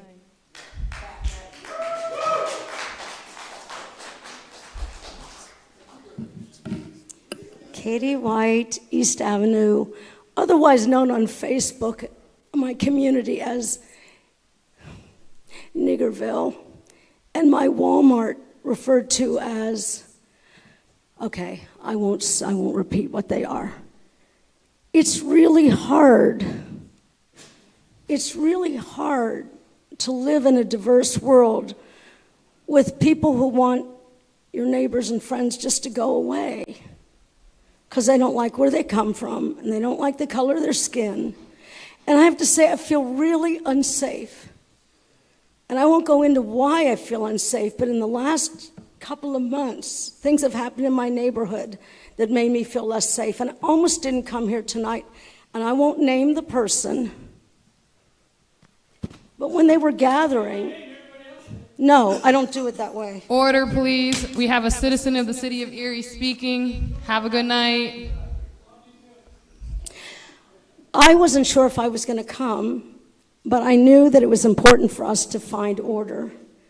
And I'm at an age where I'm more concerned about the well-being of our children. Thank you for bringing that to our attention. But this was the appeal that was sent out for folk to come. Don't forget to grab a red hat and show up at the Erie City Council meeting tomorrow night at 6 p.m. Now, here's what bothered me. Let's not give them any more safe places. What does it mean to send Can I have order out in the lobby, please? I want my city council chamber to be a safe place. And when someone posts, let's not give them any more safe places, and I'm not going to read the rest. The thing is that we have to, for the sake of our children, see each other as people of sacred worth and give everybody a safe place. Give everybody a safe place. The Tenants' Bill of Rights is about giving people a safe place. Mutual respect for each other, whatever hat one is wearing, to see each other as a person of sacred worth is to create safe spaces. So what does it mean? And I've been cyberbullied since defending you. Some of the people cyberbullying me were bots, and some of them were white nationalists. And it makes me frightened, and I had to change my Facebook things. I was called, anyway. I really am grateful for tonight, for the way that you as the council acted with such dignity and respect. I'm grateful for those who sat in the chamber trying to bring this back as a safe place. It did not feel like a safe place on December 4th, and I was watching it online. And I felt bullied and threatened. I didn't feel like this was a place that was safe anymore. So why someone would say, let's not give them any more safe places? I don't understand that. I'd like her to explain what she meant by it. I would be willing to sit down and have a conversation about how Erie can be a sanctuary, a safe space, and not a place where we're afraid to be what we're called to be. Erie has such awesome potential. It really does, and I thank you for, I agree with that person who's a red hat. We have so much more we agree on than what we differ. Anyway, again, thank you, thank you, thank you. Thank you for all you did during the storm. The same thought came to me. It would be nice to know if there were safe spaces for people that are trapped in their neighborhood. When I was a kid, we knew where the shelters were in case there was a bomb. We kids knew where they were, and we knew they were safe spaces. If there were certain places designated in each neighborhood as a safe space, if you've lost electricity, if you've lost heat, because when you all have to go through one thread, like 211 or whatever, is it 211? It gets really complicated. There are, but if we had neighborhood designated hubs where people could make contact and be able to get the help they need in an emergency. These things don't happen very often. I was in Albion after the tornado. I was there for 1 month. And there were certain places that became safe gathering spaces where people could get a meal, they could get a shoulder to cry on, they knew they could find a friend. And I think that if there's some way that we, instead of bomb shelters, human shelters that are designated in the area, that if you do need to borrow a shovel or if you do need to plug in your phone because you have no electricity or whatever. Anyway, thank you very much. Thank you. Do we have any other citizens who would like to be heard? How you doing? My name is Jeff Uraro, and I live in the city of Erie, and I'm also a landlord. And I support the Bill of Rights, Tenant Bill of Rights. We live in a port city. Our infrastructure is pretty beat up. Our tax base is too high. Our water bills are too high. The jobs don't pay enough. Many landlords, and I'm a very small one. I just have a couple doors. Many landlords today get into real estate ownership as a wealth asset tool. And we have multiple corporations, giant, small, all kinds, that are coming into towns like ours, buying up blocks of housing and pushing up the rents. Now, it's not going to change. It's not going down. We're not going to roll back these prices. There should be maybe some sort of rent ceiling, maybe. They do it in New York City. I know it's a stretch, but we live in a capitalistic society, supply and demand. That's how it works here. If we're going to police these landlords that don't do anything to their buildings, then we have to have a strong code office. And if we have to have a strong code office, we have to have the budget for a strong code office, which we don't. I have housing in Little Italy. I look across the street and I see gutters coming down, soffit fascia laying down, here, that, broken windows, all, whatever. We all see it all the time. Citations are put out, they're brought about, nothing's done. How can it be done? So you write a citation to that landlord. Fix your property. There's no teeth behind it. They don't do anything. Nobody comes out to fix it. Nobody comes out to cut the grass. The window's broken, the gutter's hanging there. The neighborhood looks like crap, continues to look like crap. Then, naturally, we have people that can't afford housing, so they gravitate to where it might be a little bit cheaper, all right? And some of them are, is that it? Yeah. I speak 5 minutes that fast? No. Was that 5 minutes? No. Oh, I'm sorry, okay. So anyways, you have the poorer population moving into the areas that the rent might be a little bit more affordable. Again, our housing stock's poor. How we change that, it's going to take a long road, a long stretch, and my wife and I, we travel through the tri-state area, Warren, Ohio, Franklin, Pennsylvania, Oil City, Titusville, Tionesta. Some of these problems are just part of the aging of our community. How we win this battle, I'm not sure. Can we keep landlords accountable? I hope so. But it's going to take lots of cash to throw at this. And those are my last words. So thank you for all what you do. I live downtown on 7th Street. We got bogged down by the snow, but we made it. Right there is Lake Erie. We live in a beautiful spot. The city of Erie's trying. They're trying hard. There's a lot of young people that are here that are going to stay here. This is their home. They want to live here. We've seen the changes. We can make it work. But we got to stand together. Somebody said no hat colors, no hat this, no hat that. I agree with that. All we got to do is be proud of ourselves, and then we will win this battle. We can do it. Let's come together. Let's win this. Thank you.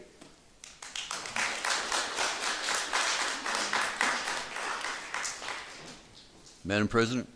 Oh, she's not here.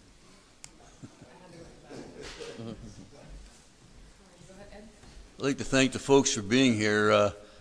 I don't know if anybody told you that we're 7-0 passing this thing.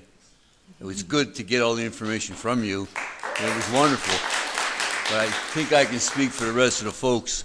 We think it's something that really is needed, and we fought for it. And Ty and everybody else did a good job. Thank you for being here. Thank you. Madam President? Yes, Councilmember Witherspoon. Hold on, before we get in, is there anyone else from the audience who would like to be heard for citizens to be heard tonight? Do we have any other citizens who would like to be heard tonight? I would like to say something. Go ahead, ma'am. Really quick about the life that was lost yesterday. I drive down Liberty every day to go to work down Liberty, and I work right on Peach Street. And as I was coming home yesterday, because I got to leave early a little bit, there were police cars everywhere. And I knew in my heart that something bad had happened. So, I mean, all I could do at that point is just pray for the families and pray for the victims. And we got to stop having victims in our city. We got to do something. We got to save our children. We got to do something as a community and come together and save those kids. So, everybody watch out for your neighbors, watch out for your kids. Talk to their parents, let them know what their kids are up to. Thank you for speaking. Can you just state your name and the Oh, municipality? I'm so sorry. My name is Pam Uraro. I live on 7th Street here in Erie. Thank you so much for Thank speaking. you. Thank you. Do we have any other citizens who would like to be heard tonight? Do we have any other citizens who would like to be heard tonight?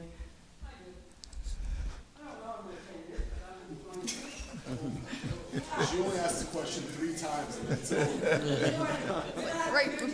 My name is Catherine, and I'm a lifetime resident of Erie. I look at Katie, and Katie is like I am. We're 3/4 of the way through our lives. We're not doing anything now that we're not doing for our children. Okay? I was just telling a young woman back there that I can remember a time when we had a bar or a grocery store on every corner. And I did not come from a rich family. I came from a working class family, and what they did is they put up tabs for people at their grocery stores. And I'll pay you when I get my check in. And they believed them. And yeah, they'd go back there and pay. I'm looking at Ed Brzezinski. I don't mean to call out names. I just was thinking about childhood friends. And not him, but I was thinking Tony. I don't know if you're related to Tony. But I knew Tony. But I was thinking also about the council. And some of the young people here now that are stepping up to the plate to do this. You know, that's a big deal. You know, I'm listening to all the issues that people have. From leaf collection to snow plowing to young people that need our attention. Of course, when I think of leaves, I think of saving butterflies, and I just chop mine up. I just cut them up and let them lay there for the butterflies and the bees so they can live. That's the other thing. We have to learn to live. I'm going to tell you, we have to learn to live together. I guess I was thinking about my great-grandmother, who's Cherokee. Cherokee from Spruce Pine, North Carolina. She went to Waiteville, West Virginia, a little town. But I was thinking that a lot was taken from her when everybody had a brighter idea to take their traditions, take their dress, their dance, their clothes, their kids. It's not a great idea to take away. Like some man said, you just don't take away, you have to add to. And I guess the other thing is, the only other thing I have to say is, if you do not breathe air and you do not bleed red blood, please stand up and we will try to find your people. Okay? We're all the same. So we have to kind of lift each other up and stop bringing each other down. That's all I have to say today. Thank you all. Have a good night. All righty. Are there any other citizens who would like to be heard tonight?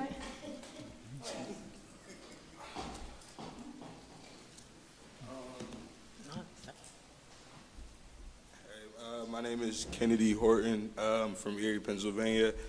I wanted to come down here like more prepared, but in light of, I guess, yesterday's news, I thought that my issue was pretty trivial, life lost, and I know people are like really riled up and stuff, but it came to my attention that our city, I guess we ticket on Juneteenth, which is a federally, I guess, recognized Independence Day, and I've had talks with the mayor, and he's like years ago.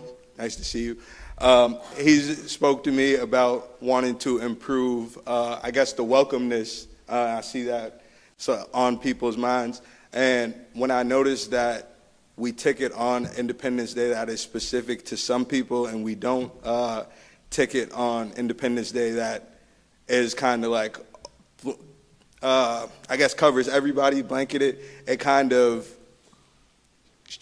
has discrepancy in how we look at our neighbors. When one of our neighbors is celebrating something and another neighbor,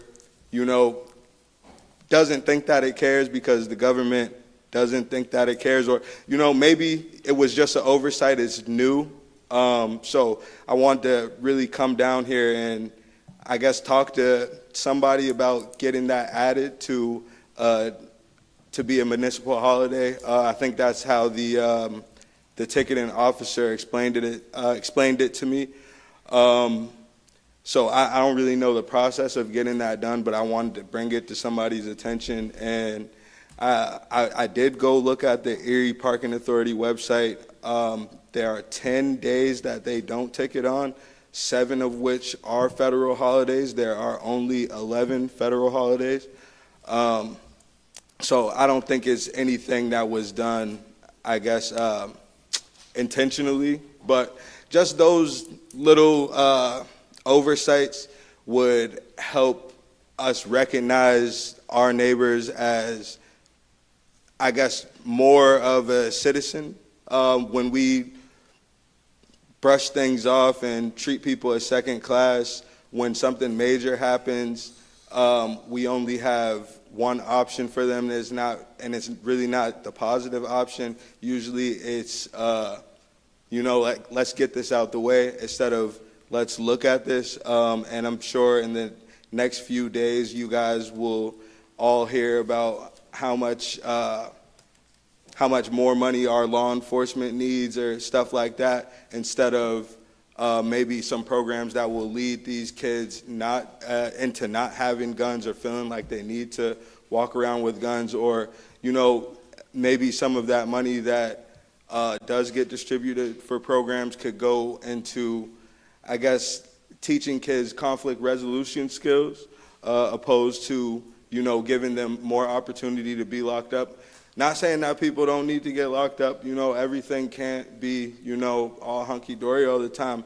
But, if we start, I guess, paying attention to the little things like ticketing on Juneteenth, then we could pay attention to, I guess, stuff that would bring us together, opposed to, more stuff that divides us, and we have an influx of things that divide us already. So, I just wanted to bring that up. Thank you for speaking tonight. Do we have any other citizens who would like to be heard tonight? Do we have any other citizens who would like to be heard tonight? For the good of the order, do we have any other citizens who would like to be heard tonight? I'm not hearing or seeing none, so we will move on, Lori. Oh, go ahead, Mel. Sorry, what were you going to say when we were mentioning the tenant bill of rights? Mr. I think his name was Deontay, gentleman. Mr. Cooley? Cooley. Well, if anyone know how to get a hold of him, I would like to meet with him and the young men who came down with them that wanted to speak. I would like to meet with them as soon as possible. I got his number. Okay. Yeah. Thank you. Thank you. Hey, he's right there. He's leaving. Was that? Yep. Yep. He heard you wanted to meet with him now when he left. No, just kidding. That's not why he left. He just walked out. All righty, Lori, we may get to business. Council file number 16482, official ordinance 68-2024, an ordinance amending the codified ordinances of the City of Erie Sewers and Water, Article 933, Sewer Rentals, Section 933-02A. Sponsored by Ms. Flores, seconded by Member Titus, that Council file ordinance bill number 16482 and now known as official file ordinance 68-2024 be finally passed by City Council as amended. Discussion. Hey, just to give an update, this has been amended since last reading. If this is one of those things that I think people, it's a wallet issue for them. Currently, the sewer rate is 3.74 per CCF, and then there's discounts once you get to 5,000 CCF. The median household residency uses 52, so when you get a discount to 5,000, you can see how hard that would be for any of us to actually be impacted by. Those discounts have been removed. So instead of there being discounts at the higher rates and us going from a 3.74 up to a $4 per CCF, we were able to hold it by getting rid of the discounts on the very high usage, which it all goes the same place and all goes the same pipes. There's not much bulk rate issues there. So by doing the same, a flat rate for different tiers, residents won't see a $4 per CCF rate as first advertised when it was brought up. It'll only go up to 3.9. So it's only going to be about a 4% increase on sewer. And that was something that's been amended since last time we did this. I think we even tabled it once. So this is a benefit to the residents that everyone on council fought through to make sure we got it done right. Any other discussion? Voting on the ordinance, members Brzezinski. No. Nelson, Schaaf, Titus, Troop, Witherspoon, Flores. Ordinance passes. Did I say him? City Council passed official file ordinance 68, 2024 as amended by yeas 6, nays 1.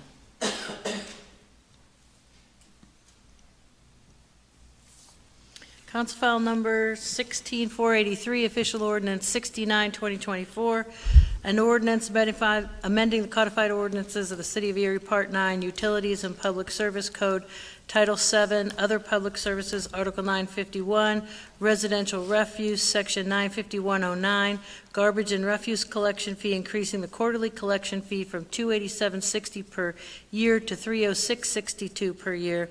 The annual collection fee shall be assessed against each dwelling unit and billed on a quarterly basis. Sponsored by Councilmember Troop, seconded by Councilmember Nelson. The Council File Ordinance Bill Number 16483, and now known as Official File Ordinance 69, 2024, be finally passed by City Council as amended. Discussion. Sorry. I won't do this for all of them, but for those of you that are interested in how the business of all this works. This was originally proposed as a $24 increase to refuse, which is necessary so that we're not deferring maintenance and so that everyone's compensated. Because the job market's been strong, it's been hard to get people into those part-time jobs. They asked for 2 full-time equivalencies, especially after the snowstorm. It was very nice to have 2 more positions of people that can drive snowplows. We did get that reduced from a $24 increase to a $20 increase. Refuse is something that's only paid by residents, whereas taxes are paid by residents and commercial properties, whereas wastewater is paid by, and stormwater are paid by residents, commercial, and tax-exempt companies. So we were able to defer some of the costs from the refuse department, which is only paid by residents, over to stormwater, which is paid for by also tax-exempt entities, to the benefit of residents. And then we were able to, as the new employment had brought on, there wasn't a reduction to the seasonal staff, which seemed appropriate if they would be replacing the seasonal staff's hours. So with that, we were able to reduce it from a $24 a year increase to a $20 a year increase.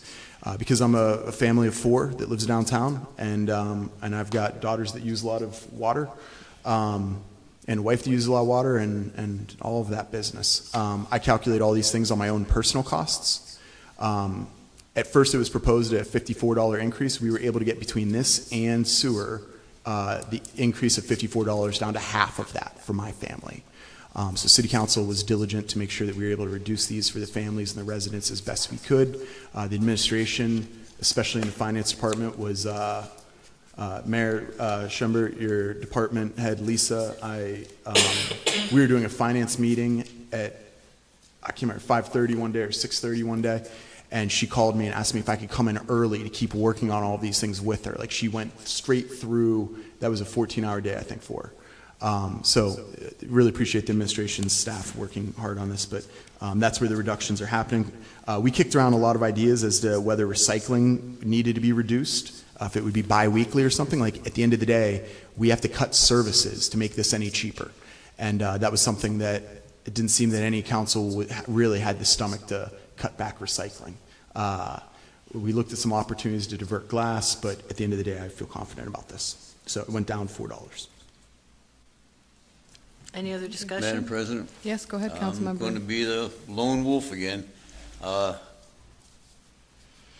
With all the money that we have coming in and going out and things like that, hitting the people who are the poorest, in my estimation, is the worst way to do it. I mean, I applaud Mr. Nelson for bringing the fees down a little bit, but we got to find a better way than hitting the people on fixed incomes who are homeowners, because we're going to lose them too. It's a terrible, terrible thing, and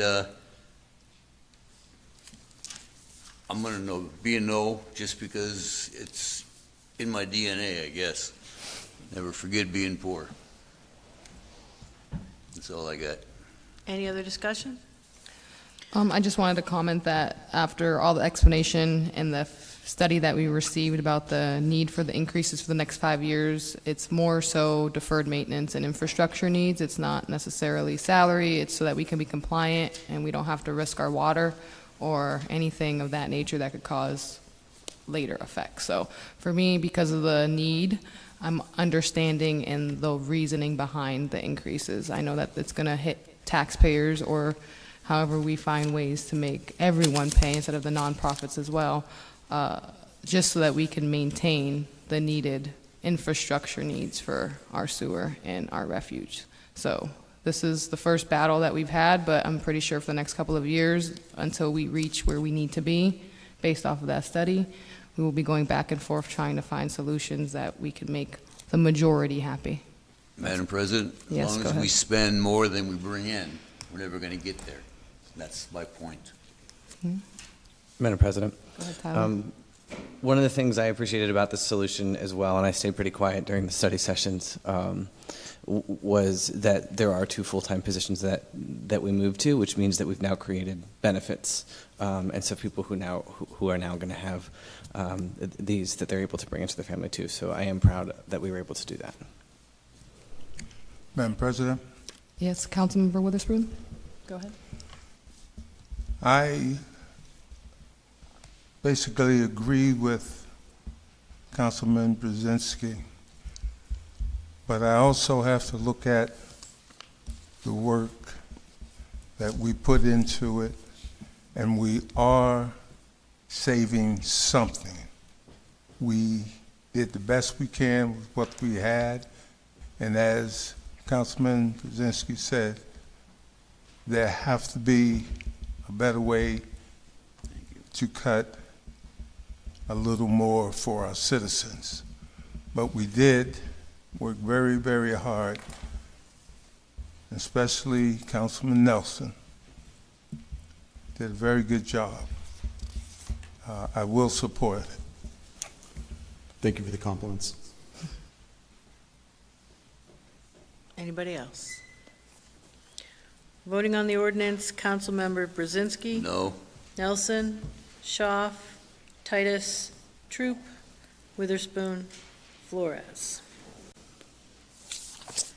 City Council passed official file ordinance 69, 2024, amended, finally as amended by yeas 6, nays 1.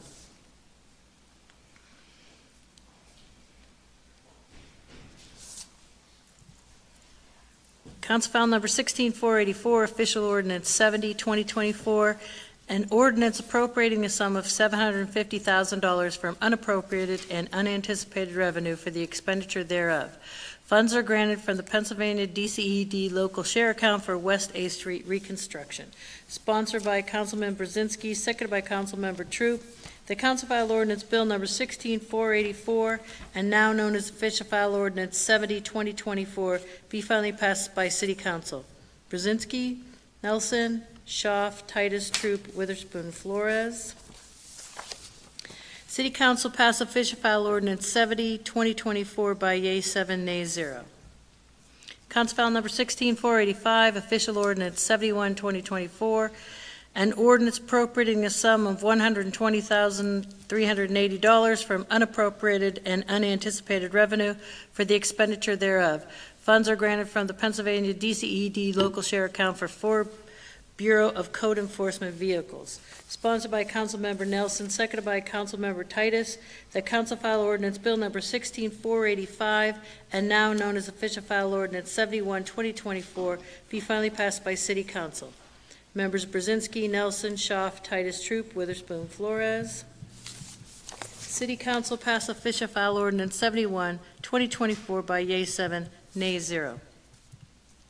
Council File number 16486, Official Ordinance 72, 2024, an ordinance appropriating a sum of $500,000 from unappropriated and unanticipated revenue for the expenditure thereof.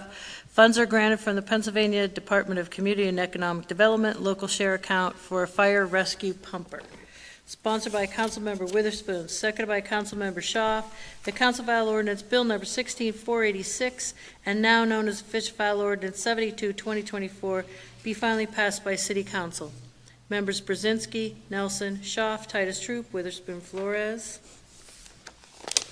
City Council passed Official File Ordinance 72, 2024 by yeas 7, nays 0. Council File number 16487, Official Ordinance 73, 2024, An ordinance appropriating the sum of $487,750 from unappropriated and unanticipated revenue for the expenditure thereof. Funds are granted from the Pennsylvania Department of Community and Economic Development local share account for a SWAT armored response vehicle. Sponsored by Councilmember Witherspoon, seconded by Councilmember Schaaf. The Council File Ordinance Bill Number 16487, and now known as Official File Ordinance 73, 2024, be finally passed by City Council. Members Brzezinski, Nelson, Schaaf, Titus, Troop, Witherspoon, Flores. City Council passed Official File Ordinance 73, 2024, finally by yea 7, nay 0. Council File Number 16488, Official Ordinance 74, 2024, an ordinance appropriating the sum of $151,020 from unappropriated and unanticipated revenue for the expenditure thereof from the U.S. Department of Energy EEC BG program for door and window replacement at 3 fire stations. Sponsored by Councilmember Witherspoon, seconded by Councilmember Brzezinski. The Council File Ordinance Bill Number 16488, and now known as Official File Ordinance 74, 2024, be finally passed by City Council. Members Brzezinski, Nelson, Schaaf, Titus, Troop, Witherspoon, Flores. City Council passed Official File Ordinance 74, 2024, finally by yea 7, nay 0. Council File Number 16489, Official Ordinance 75, 2024, an ordinance appropriating a sum of $1,400,000 from unappropriated and anticipated revenue to be received as a transfer from the City of Erie General Fund and will be utilized in the Urban Core Economic Recovery Revolving Loan Fund for the completion of the Eagle's Nest project. Sponsored by Councilmember Schaaf, seconded by Councilmember Nelson. The Council File Ordinance Bill Number 16489, and now known as Official File Ordinance 75, 2024, be finally passed by City Council. Members Brzezinski, Nelson, Schaaf, Titus, Troop, Witherspoon, Flores. City Council passed Official File Ordinance 75, 2024, finally by yea 7, nay 0. Council File Number 16474, Official Ordinance 76, 2024. An ordinance of the City of Erie, County of Erie, Commonwealth of Pennsylvania, adopting the general fund and certain other budgets for the fiscal year beginning January 1st, 2025, and ending December 31st, 2025. Sponsored by Councilmember Schaaf, seconded by Councilmember Nelson. The Council File Ordinance Bill Number 16474, and now known as Official File Ordinance 76, 2024, be finally passed by City Council as amended. Discussion? I think particularly for those that are here for the Tenants' Bill of Rights, I want to point out an amendment that was made to the budget last week. One of the code enforcement officers is going to be designated to deal with rental properties specifically. I think that's a big step. I think there's a list of legislation that we've done in the last 2 years that is very significant. It was a suggestion that came through a lot of discussions with the new head of that department, that unauthorized department by ordinance. I'd like to fix that. But a lot of discussion that came through, and then he credits the idea one way, but I say it was his idea. And I think especially with the Tenants' Bill of Rights folks that are here today, they should appreciate knowing that. And then somebody had spoken earlier about how this is a deficit budget and how it's a deficit budget every year of their life. We pass a deficit budget. I mean, there's a transfer from water prepayment if you're nerdy enough to know about that. But that doesn't mean that we actually at the end of the year finish at deficit. Like, we've got about 6 cops I think we need to replace right now, and they probably won't get hired till June. So we're just going to go 6 months without those salaries on the books. There's a bunch of little savings like that. So in the 2023 budget, we did an audit of that.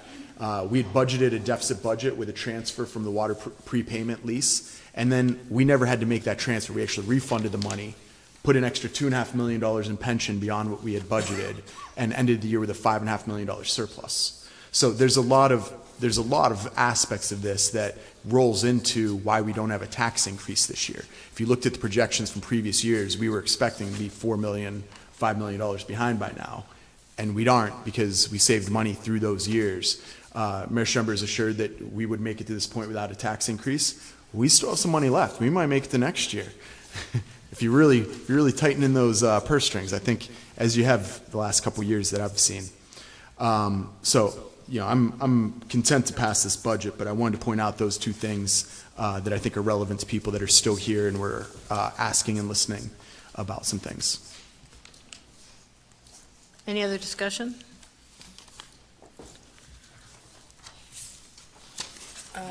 Members voting on the ordinance, members Brzezinski, Nelson, Schaaf, Titus, Troop, Witherspoon, Flores. City Council pass official file ordinance 76, 2024 as amended, finally by yea 7, nay 0.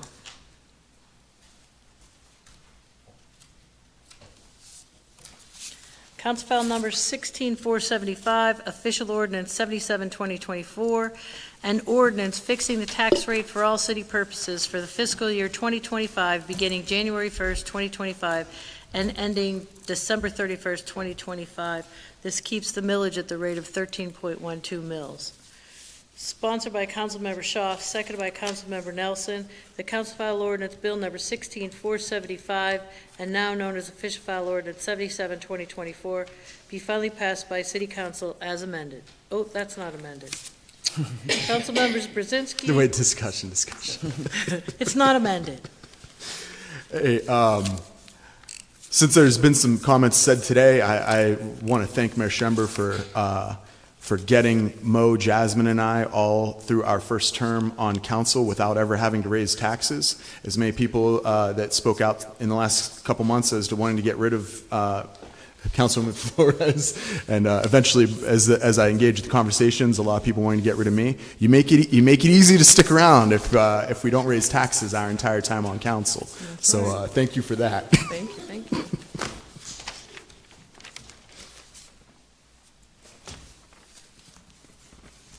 Any other discussion? Okay, members Brzezinski, Nelson, Schaaf, Titus, Troop, Witherspoon, Flores. City Council pass official file ordinance 77, 2024, finally by yea 7, nay 0.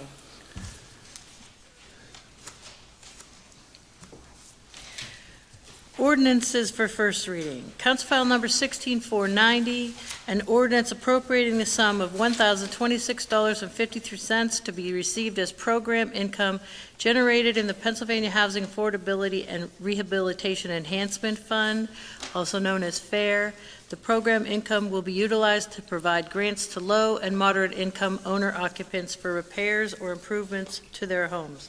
Sponsored by Councilmember Schaaf. Seconded by Councilmember Troop.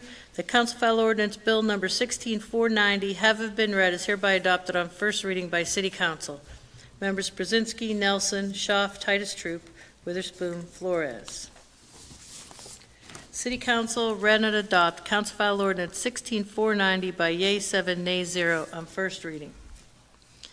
Council File Number 16491. An ordinance amending and supplementing the codified ordinances of the City of Erie, namely Article 354, rental housing, specifically to amend and/or add sections that establish the rights and obligations of the owners and the occupants of rental housing in the City of Erie. In particular, the rights under federal, state, and local laws that apply to the landlord-tenant relationship. Sponsored by Councilmember Titus, seconded by Councilmember Schaaf. The Council File Ordinance Number 16491, having been read, is hereby adopted on first reading by City Council. Discussion? Discussion, yeah, Madam President. I just want to take a minute to. There's been a lot of discussion over for several months, but this is something that was put into motion before I was elected to council, and there was a lot of community advocates who've put in a lot of diligent work into this, and so I want to take a moment. It's an honor to get to help carry this over the finish line, but I certainly didn't start this marathon. And I thank you to everybody on council who's been open to a lot of the discussions that we've had, back and forth. And so I'm just grateful that we're at this point tonight. Everyone, right? Any other discussion? I agree with what Tyler Titus said. Thank you. Sorry, I called on her. I thought she'd have more to say than that. I'll make a comment as someone who is a renter and has advocated for renters' rights and renters' needs. I'm very happy to see that we're continuing to move forward. Last year we passed the first bill that I feel like really made renters feel valid and heard in their needs. And I know that this bill that we're currently passing is just state law that we're legislating on the local level, so that it's a quick handout for landlords to be able to give to their tenant at signing of the lease, but also be able to translate it in multiple languages, because we do have a big language access issue in our community. And if you don't know, then you just think that you're stuck, or you have no rights or no avenues. So this is just definitely going to help move us forward in the needs of our renters, since a good portion of our population are renters currently in our community. Thank you. I'd like to say Council Member Titus was very correct in talking about the length that this went. A lot of this was discussed in the ordinance, the update to 354 that occurred before, when we added protections for domestic abuse survivors, retaliation, and to extend the notice given to tenants in the case of rental increase. Former Councilman Faulkner really drove that, along with Councilman Flores. And a lot of this stuff that is in today's ordinance is stuff that we actually set aside to make it cleaner a year and a half ago because of the redundancies of these being state, federal, and municipal laws in existence. So big hats off to her in the way this was seen through organized support. I would also suggest, as the organized support has been so much more visible for evening meetings than day meetings, maybe we ought to pass this. We have a meeting on the 8th, which is when we would do our final passing of this. Just 1 week later would be an evening meeting, so that you can come out and see it all the way through and celebrate with us together. I'm not saying this is not to discount the urgency, but it's a week, and I'd like you guys to be able to celebrate with us. I think it'd be nice to have it on the 15th. Madam President, I just want to say to you, because I know whenever we ran for office together, the first thing I ever heard you say was renting stuff. So, and you've always been for renters in the city. So, got to give you that credit, because you've been pushing this the whole time you've been on. So, thank you, Councilmember Troop. I appreciate the recognition, but I know that my situation in the city of being a renter and living in uninhabitable renting units has definitely driven a lot more community members to speak up in their needs, because unless you're addressing them or talking about the issues, people kind of just don't do much about it, unfortunately. So I'm happy that we are moving towards the right direction for our community members. Thank you. Okay, voting. Council members Brzezinski, Nelson, Schaaf, Titus, Troop, Witherspoon, Flores.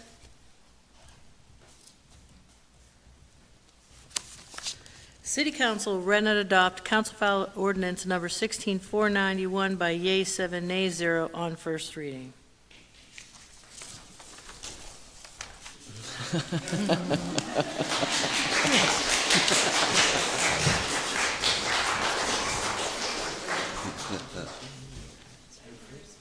Thank you.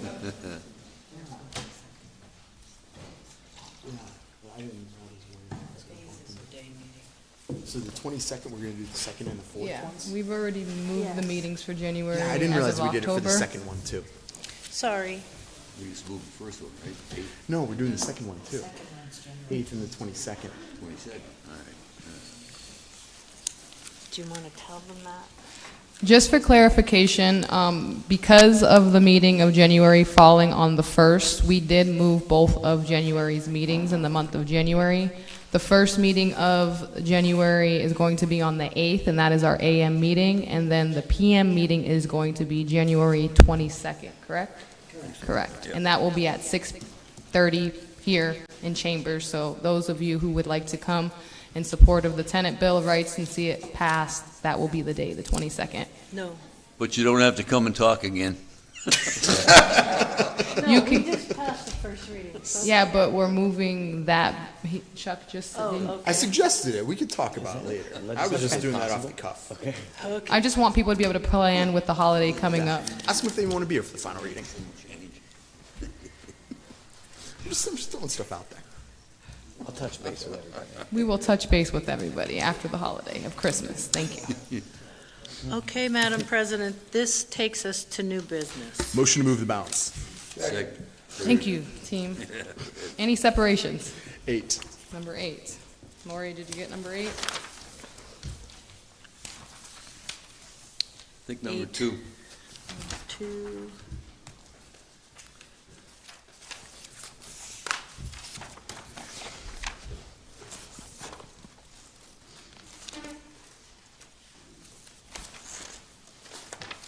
Any other separations besides 2 and 8?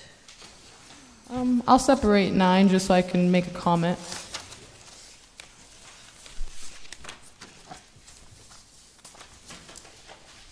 Any other separations?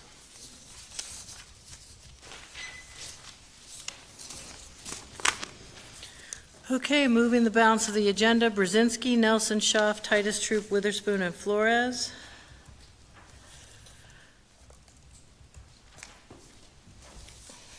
Resolution passes 7-0. Reading the first separation, number 2, resolved by the City Council of the City of Erie, the Enterprise Zone Loan Review Committee approval of the following loan be formally ratified. The Eagles Nest Leadership Corporation, $1,400,000 and a term of 18 months. Sponsored by Mr. Nelson and Councilmember Troop. Discussion? Madam President? Go ahead. Thanks to Mr. Witherspoon, we were able to do this. My old protege spoke out and said that we have to do things in the city. This is not a giveaway. This is a loan, and we're doing something for the Lower East Side, for those kids. Eagles Nest is a beautiful, beautiful place. Do you know the third graders over there can recite the preamble? I can't remember all those words. But that's the kind of thing that's going on over at that school. And the building that we're talking about is going to be a community foundation type building. It's going to be used probably 7 days a week and a lot of evenings. We can have everything from volleyball tournaments to wrestling mats, the whole thing. It's a tribute to what we were talking about. We're using our revolving fund set up by the mayor and Chris Groner, and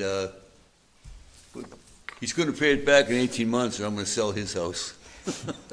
We're going to get it done. I just want to let folks know that we are doing things with the money that the folks up there in the office are working on. We're loaning money out, but we're getting money back from the money that we've loaned. And this one here is just a top-notch thing to happen for the Lower East Side especially. Thank you.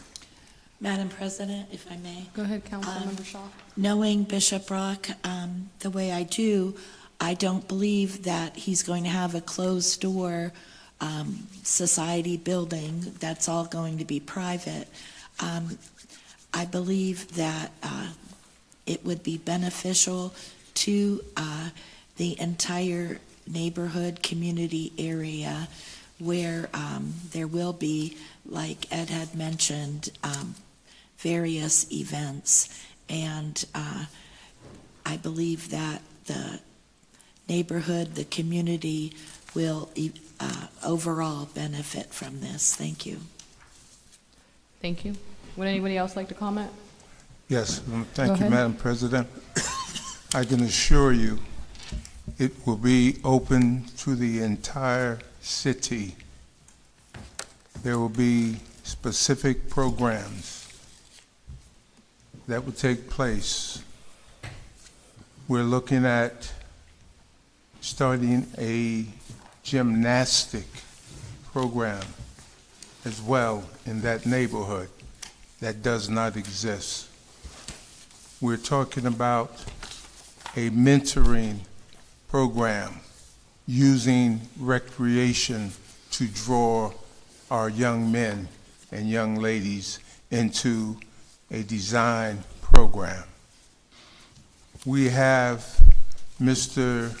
Robertson, who's a retired teacher from the old academy, and Mr. Johnny Johnson, retired teacher, designing the recreation program for the schools. So it's not throw a basketball out and go play. It's going to be a lot of education going on in that facility. Thank you, Madam President. Thank you. Any other discussion? Voting on the resolution, members Brzezinski, Yes. Nelson, Schaaf, Titus, Troop, Witherspoon, Flores. Resolution passes yea 7, nay 0. We're looking at number 8.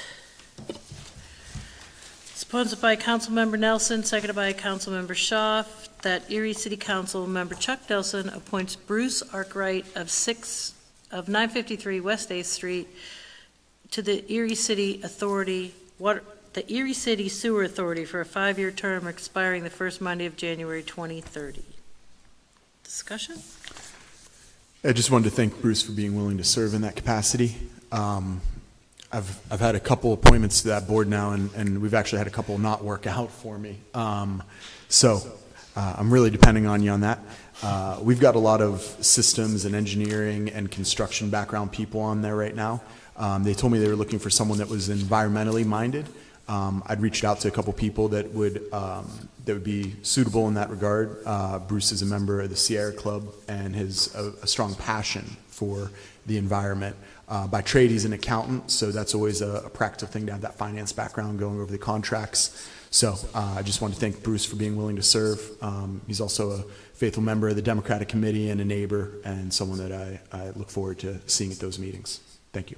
And that's one of the meetings they give a free lunch. It's that one, President? the airport, there's a couple. I can't believe Mr. Nelson is bringing up such an old person. I graduated with Bruce, and he's one heck of a guy. Very good guy. Wait, you graduated with him? You're that old? He just looks a lot older. I'm voting against it now. Hey, Bruiser. Any other discussion? Well done, Chuck.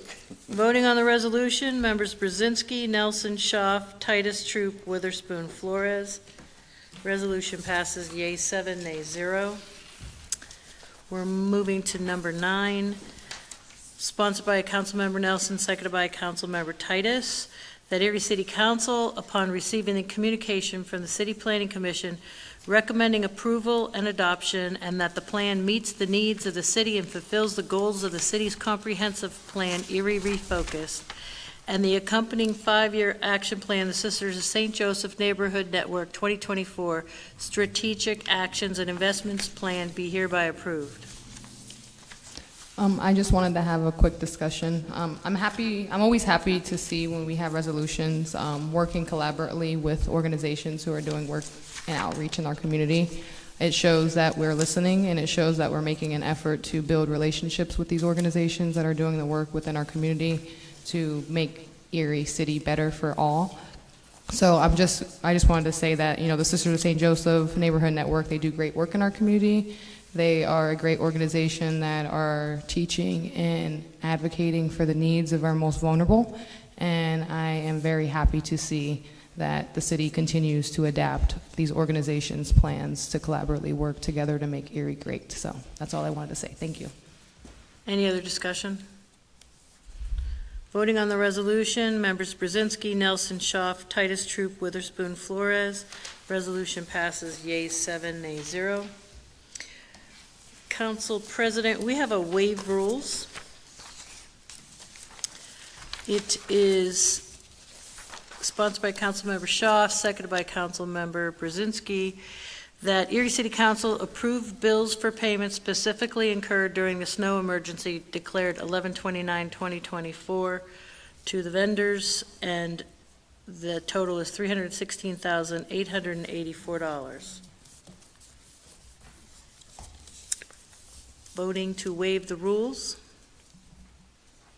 Members Brzezinski, Nelson, Schaaf, Titus, Troop, Witherspoon, Flores. Waive the rules passes. Voting on the resolution, unless there's a discussion. Madam President, I am glad that we are able to do this at this time so that, business will go on smoothly and our bills get paid. Thank you. Yeah, I would just like to mention that I'm happy that we had the money in our budget to cover our need. I know the last 2 years we were lucky enough to have savings due to our lack of snow, but as people have mentioned, Erie gets a lot of snow, so we should always be ready for that one big snowstorm that could blow our budget. Lisa mentions it to us constantly. So I just think that we need to be grateful and thankful that it wasn't enough to throw everything out of whack. So I just hope that the next few weeks into the next couple months are a little bit easier on our public works and our police and everybody who's done a great job in our city to make sure that our roads and everything are safe for us to get to and from. People mentioned the loss of wages, and it's unfortunate to not be able to get to work, but it's always a moment of reflection that we're safe, we're warm, and we're in the comforts of our home and these needs, and we need to be grateful that we have that opportunity, because I know during that time we had a lot of unhoused community members who didn't have the public library to go to, and they didn't have the shelters keeping them warm. So I know the Upper Room did a great job at providing a service to those most vulnerable. So during our time of need, we need to be reflecting on those who don't have very much. So thank you. Any other discussion? Voting on the resolution, members Brzezinski, Nelson, Schaaf, Titus, Troop, Witherspoon, Flores. Resolution passes yea 7, nay 0. This takes us to committee reports. Alrighty, I normally start from either end, so this time we're going to go with Councilmember Witherspoon. I know you've been putting in a lot of work at the City Hall the last few weeks, so let's hear about it. Well, being down here all day, watching department heads do their job, I didn't bother them, I just observed them. They're doing a great job, and special thanks to Chris Groner for making many situations very easy to deal with. He helped us tremendously. Congratulations to Police Chief. I received his report, as all of us have, and they are busy.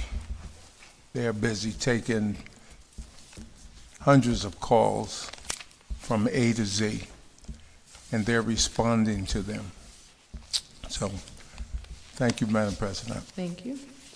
Councilmember Tyler Titus. So I'll start with, there's been a lot of meetings around the study session we had with the Erie Zoo and the Events Authority. I'm feeling pretty confident that within the next few weeks that we're going to have a solid proposal and an established plan here to kind of move this forward. We'll keep meeting and we'll keep trying to figure this out so that we can ensure the zoo remains a vital community asset here.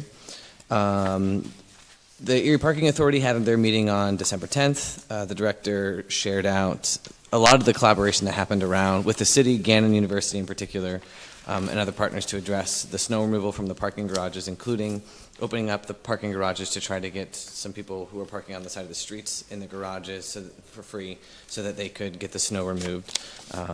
Their next meeting is on January 14th. EMTA met on the 16th. They had a quorum present, so they were able to approve stuff that had carried over from October and November. And they are, I'm going to say the name incorrectly, and I'm going to try, but they are in the initial stages of working with Montuic Renewables. That's a Pittsburgh-based organization whose mission is to advance responsible renewable energy projects that enhance sustainability. So when I get more information on that, we're going to be forwarded the presentation that happened during that meeting. I'll make sure to share that out and the information that was there. I do want to take pause and acknowledge the recent tragedy that we've had just yesterday, but there have been many that have happened, and the amount of violence that we're still seeing in our community. I think that this is going to call upon all of us to continue to come up with collaborative ways that we address this as council, but with also working with our community organizations and those resources that we have available, and making those resources more available to those community organizations that need them. And then in closing, I just want to wish everybody a safe and happy holiday season. And again, may our hearts remain open to gratitude, and may we embrace the new year with some humility, hope, and the spirit of possibility. Thank you. Madam President, just want to start off by talking about the tragedy that happened yesterday. as an educator, I've been working in the Erie School District for 28 years now, and anytime something like this happens, we have to deal with it directly. Kids crying, teachers crying. We dealt with all that today. Rooms set up for kids to grieve. They know they know all these kids when this stuff happens. So, just pray for the teachers, for the kids, and all the parents and everybody, our community, just our community as a whole. Also for, there's a lot of parents who lose kids not necessarily in violent situations. My mother, for example, lost her. My oldest sibling was 18 when she passed away. So my family has dealt with that before. We still ask why. It was 40 years ago.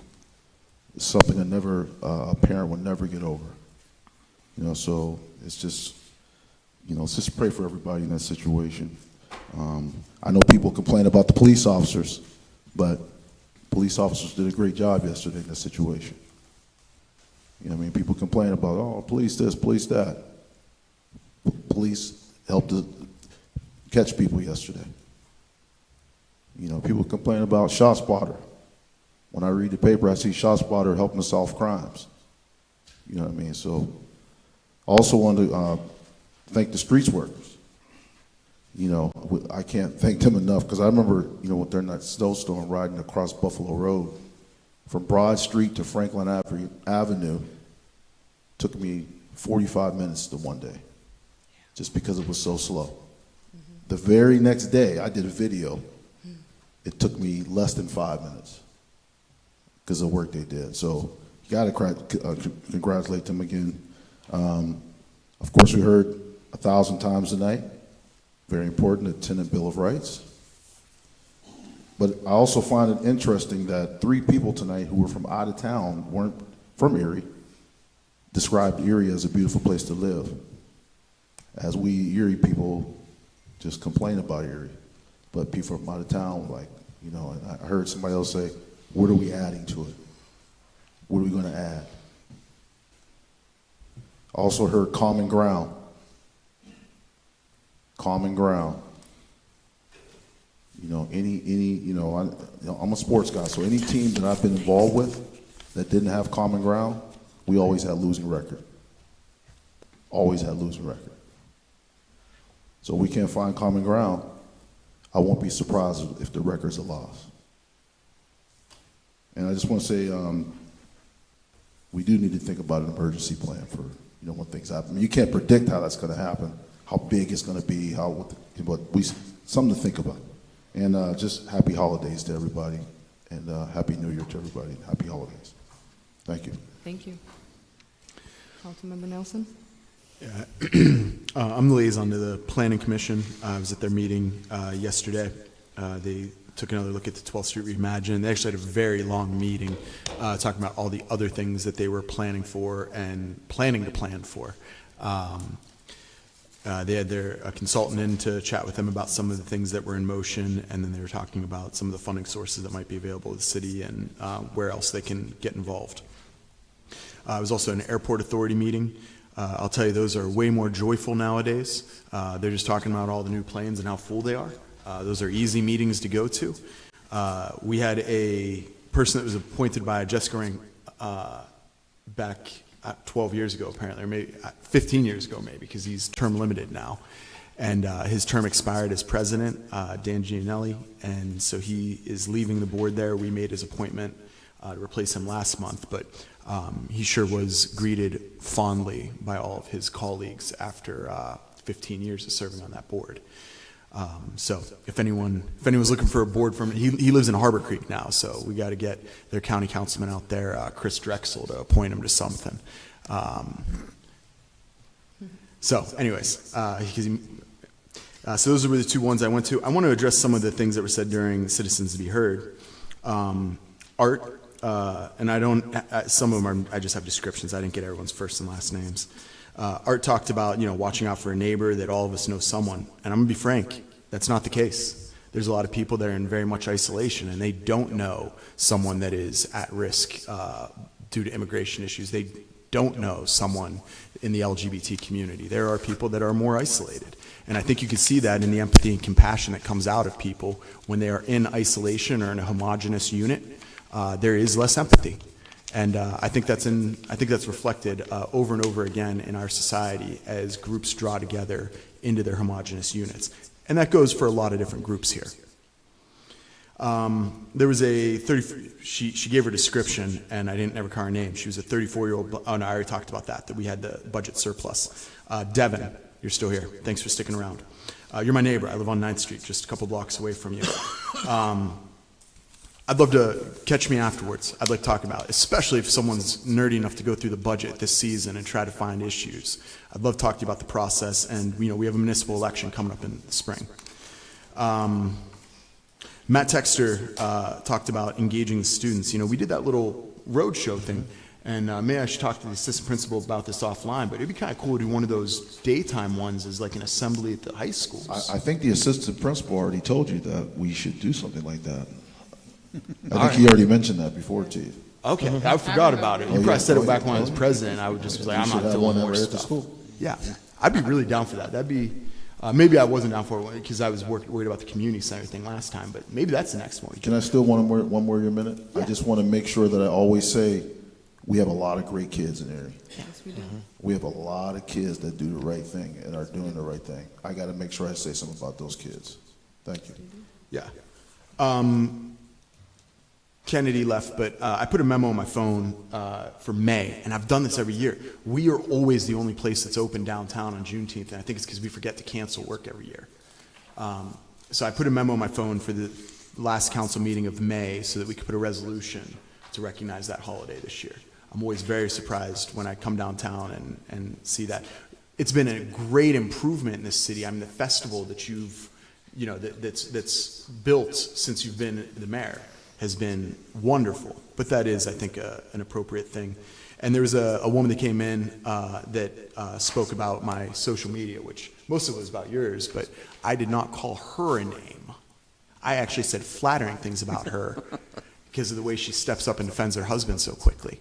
I didn't say mean things about her. I was flat. Usually a wife expects a man to take care of himself. Is this a committee report, Chuckster? Well, I'm just addressing the concerns of the people. Usually a wife expects a man to back up himself in that situation. And she's strong. She jumps in there and defends for him.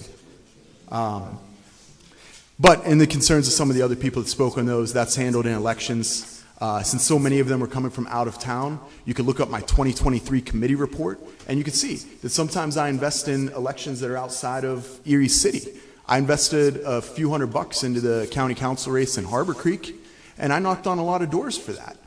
So there's, even if you don't live in the city, you can invest in elections in the city if you really want to get rid of us. Go ahead and fund candidates. That's a wonderful thing. It's good democracy. But you don't always have to stay with your own spots there. All right, that's the end of my committee report. Thank you, Councilmember Schaaf. Thank you, Madam President.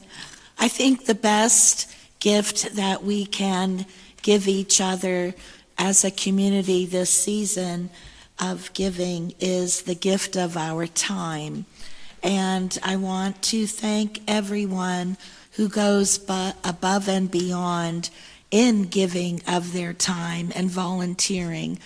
I remember meeting the woman at the Booker T. Washington Center who has the group that goes to Harrisburg every year, and how they meet at the Booker T after school. There's a lot of people and organizations that are helpers. The PALS is at an all-time high of being at, I think, 9 different schools and having hundreds of kids involved. And at their last year's dinner, they had the children, or not the children, but the students involved in the PALS program speak and said how important they felt a great connection with the people that are all part of that program. I, as a mother on a limited income, used the centers myself. My daughter went to the ballet at the Martin Luther King Center. It was less expensive as going to, like, these establishments that cost a lot of money. I think the city of Erie does a great job with their recreational guide in the summertime, and people should use that. It has arts and sports and plays, and you can use that as your recreational activity for your children. My parents were big on public events. We attended the public library faithfully throughout the entire year. And our library system is so much expanded from the time when I was a kid. You can get fishing poles for free from the public library because of the Sons of Lake Erie, and that there's so many different free things that you can borrow from the library. They have movies you can go to for free, and the activities as far as the reading, the literacy. We have a lot of free activities, festivals in the summertime that I would be proud to take my children to and be part of. If you are a music, and studies have shown how much music can play in your life. The shooting that happened is terrible. It's not just our community. There was that Wisconsin shooting. It is a national crisis, and we do have to do something about it. And we do have to look beyond just ourselves.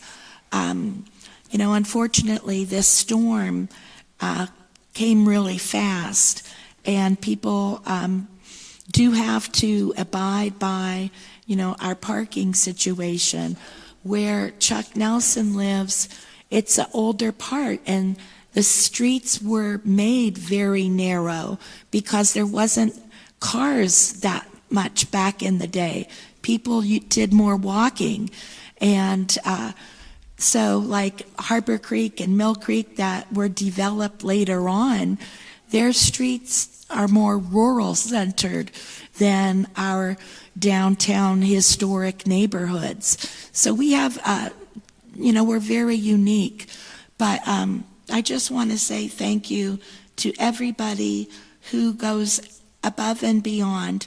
I went to the Erie Downtown Partnerships lighting up the night for the tree lighting, and I have friends that went to Galveston, Texas for Dickens reimagined type of event where you dress up in the period costume, and I think that's wonderful.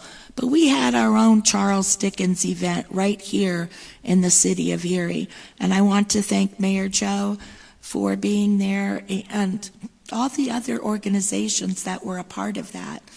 That was a very meaningful night to me and the people there. Thank you. Thank you. Councilmember Brzezinski? Yeah. Over past weekend, we went to the Gertrude Barber Center ball at the Civic Center. On Monday, Mr. Pine, the director, had a thank you dinner for the folks that worked for him all year round. And those are the people I want to talk about tonight. Those are the people, those are the heroes. Nobody, when a thing goes, any event goes beautifully, nobody notices. When there's one mistake, everybody points it out. These folks work at venues all over the place, and they're going to be taking on even more. And they do it with a smile, and they do it well. And that, I guess that's a tribute to Mr. Pine, too. but I don't want to toot his horn. I want to talk about those people that are there, from Zamboni drivers, right? Mrs. Shaw's husband drives a Zamboni for the Otters. All these people are really well informed about their jobs, how to do their jobs, and they do it. And I'm very proud of them.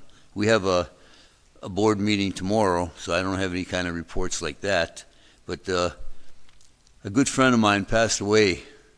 He was a psychologist, and he used to have a placard on his wall that he gave to me before when he was closing up his practice.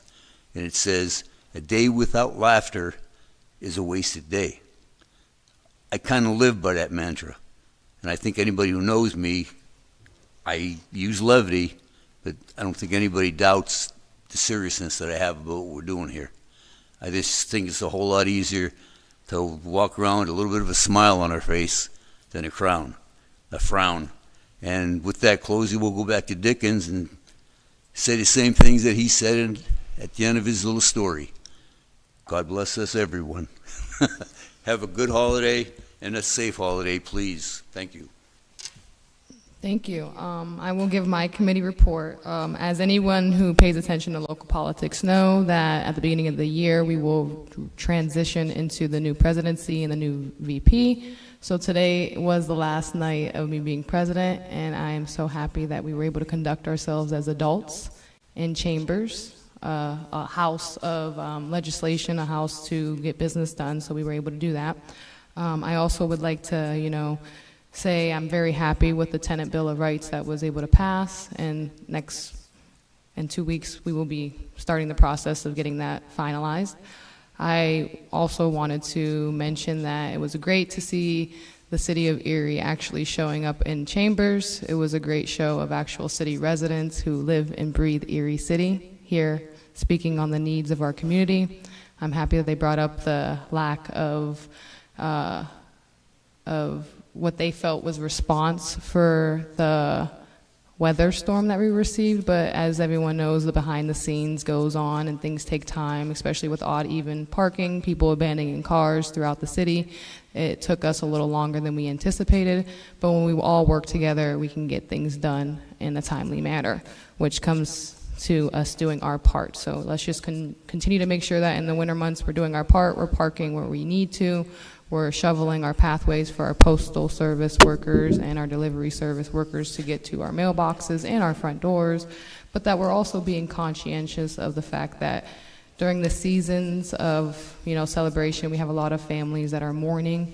We have a lot of families that experience loss around this time, and due to the tragedy that occurred yesterday, we have a new family, well, 2 new families that are going to be experiencing loss, the one that is fighting for his life, but also the one who is no longer with us. But along with that, we have the families that the young people that were involved in this will be experiencing as well. So there's a lot of young people and young minds that are going to be experiencing trauma the next few weeks, and we need to be very aware of that. But we also need to be aware that as a whole, and as the City of Erie community, we can do more for our young people. I've always spoken up on the need of us keeping our young people busy, giving them something to do. I grew up with a bunch of brothers who, given the opportunity, they did get in trouble. But it's not because they didn't have a mother at home or a stepfather at home telling them to do right. They're going to look for trouble and they're going to find it. So we need to have young people in our community who are leaders, who are mentors, who are pouring into these young minds due to the fact that sometimes, as the community member Cooley had mentioned, there's a bunch of parents who don't know how to be parents. I grew up with a bunch of adults who didn't know how to be adults, and they're still learning to today. So it's shocking that we expect these young people to look around at the examples that they're given and do differently. I grew up wanting to be nothing like the people around me, and I am nothing like the people I grew up with, and I'm very proud of that. But I also know that not enough young people can make those distinctions and those choices to better themselves. So I'm hopeful that, with us seeing younger and younger people passing away before their potential starts, we can start doing more for the young people that will one day lead our community. Because without the youth, we have nothing. And if the young people don't see us supporting them, they're not going to be giving much opportunity or faith in the leaders that are currently here to, guide them to the future. So I just wanted to say thank you for a great year, council. We did great work. And next year is going to be another great year because the city of Erie needs it and our residents still expect us to continue on. Thank you. Does the solicitors have a report? No report. Does the mayor? Yeah, I'm going to be very brief, though, too, because this is way past my bedtime normally. But first of all, I just want to talk a little bit about the PAL program, the Police Athletic League. I think you all know that. That started about 2 years before I came into office. And at the beginning, there was 5 or 6 officers involved and about 50 students from one school involved. I found out, I got to go around with the police officers for the last week or so, going to all the Erie area schools and meeting with the kids. There's now 24 schools or locations that take part. There's about over 1,600 children that are part of this, and there's about 103 officers of our 140 or so that are participating in it as well. It's really, really good to see. And there was one boy who went through the program back right at the very beginning, who's now in his early 20s, who I believe is going to be hired. He's the first one. And this is kind of a long-term program because these boys, when I go around at Christmas usually with them, I can't say anything. They go around to the kids' homes and they have a Christmas gift for them. And I usually can't get any questions in for about 15 minutes because the kid's so happy to see the police officers and talk. But when I can, I always ask the kid, what do you want to be when you grow up? 40% of those kids, this is mostly on Erie's Lower East Side, 40% of them told me they want to be police every time I've asked. So I'm really, really impressed with that. Also, I want to thank Ed, Kathy, Chuck, Jasmine, Mo, Tyler, and Mel or Spoon. Thank you for your service this year. I've really enjoyed working with you. I look forward to next year as well. So thanks very much to all of you. That's it. Thank you. Madam President, before you hit the gavel. Yes, go ahead, Tyler. I would be remiss if I and I was remiss actually in my report to not thank you for what you've done and the history that you made for the city. You have opened doors for young minds and people who you will never know that you've impacted. So I wanted to close the meeting on thanking you for what you've done for the city and the grace in which you've held the space. We leave that stuff for the next meeting. Madam President, hold up on that gavel. Hold the phone. Just hold up. You just want to get out of that seat too soon. She is not quick on the gavel. I have to echo Dr. Tyler's statement. You provided very good, positive leadership. And I watched you grow once you sat there. And I can say publicly, as nice as you are, you got a mean streak in you. I work really hard to be nice. Oh, I boy. work really hard to be nice, and that concludes She the don't meeting have tonight. no meeting. She know how to say no. City Council adjourns at 9:42 p.m. Council members Flores, Brzezinski, Nelson, Schaaf, Titus, Troop, Witherspoon.